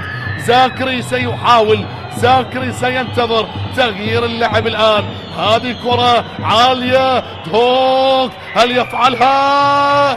والحارس وسام محمد، والضربة الركنية الأخيرة. شوف على الجهة السفلى الفرصة اللي ضاعت أسفل الشاشة، ظاهرة الإعادة. إذا ضربة ركنية هي الأخيرة باللقاء، هل يفعلها صقور الجبال؟ هل يفعلها دهوك؟ حتى الحارس محمد صالح، أي مباراة وأي إثارة. آخر كرة، آخر لمسة، آخر همسة، صقور الجبال، والكرة لا زالت وسام محمد، ولا زالت المحاولة، ومعها هنا فيها مخالفة على ما يبدو. هنالك المخالفة، نعم، لم تنتهي الأمور بعد. تجاوزنا 7 دقائق ودخلنا ب8 دقائق، وأحمد كاظم سيطلق الصافرة الآن بعد التنفيذ. ديال اليوم ينشرون الفرح هنالك بمدينة البرتقال. لا قدر أهل العزم تأتي العزائم، حاولوا بكل الطرق وسجلوا، وخلاص انتهت الأمور. 3 نقاط تذهب لديالا بعد الفوز بنتيجة 2-1 على نادي دهوك. مباراة مليئة بالإثارة بالندية والحماس، وبذلك انتصار مستحق لنادي ديالا. مبارك لأبناء مدينة البرتقال، هارد لك لصقور الجبال على هذه المباراة الجميلة اللي قدمها كلا الفريقين. والهدف الثاني، هدف الانتصار اللي سجل البديل علي السجاد، في غاية الروعة. أرجو أن أكون وفقت بالتعليق على هذه المباراة. تقبلوا تحياتي المعلق حسين سمير، وألتقيكم في مواعيد أخرى، وإلى اللقاء.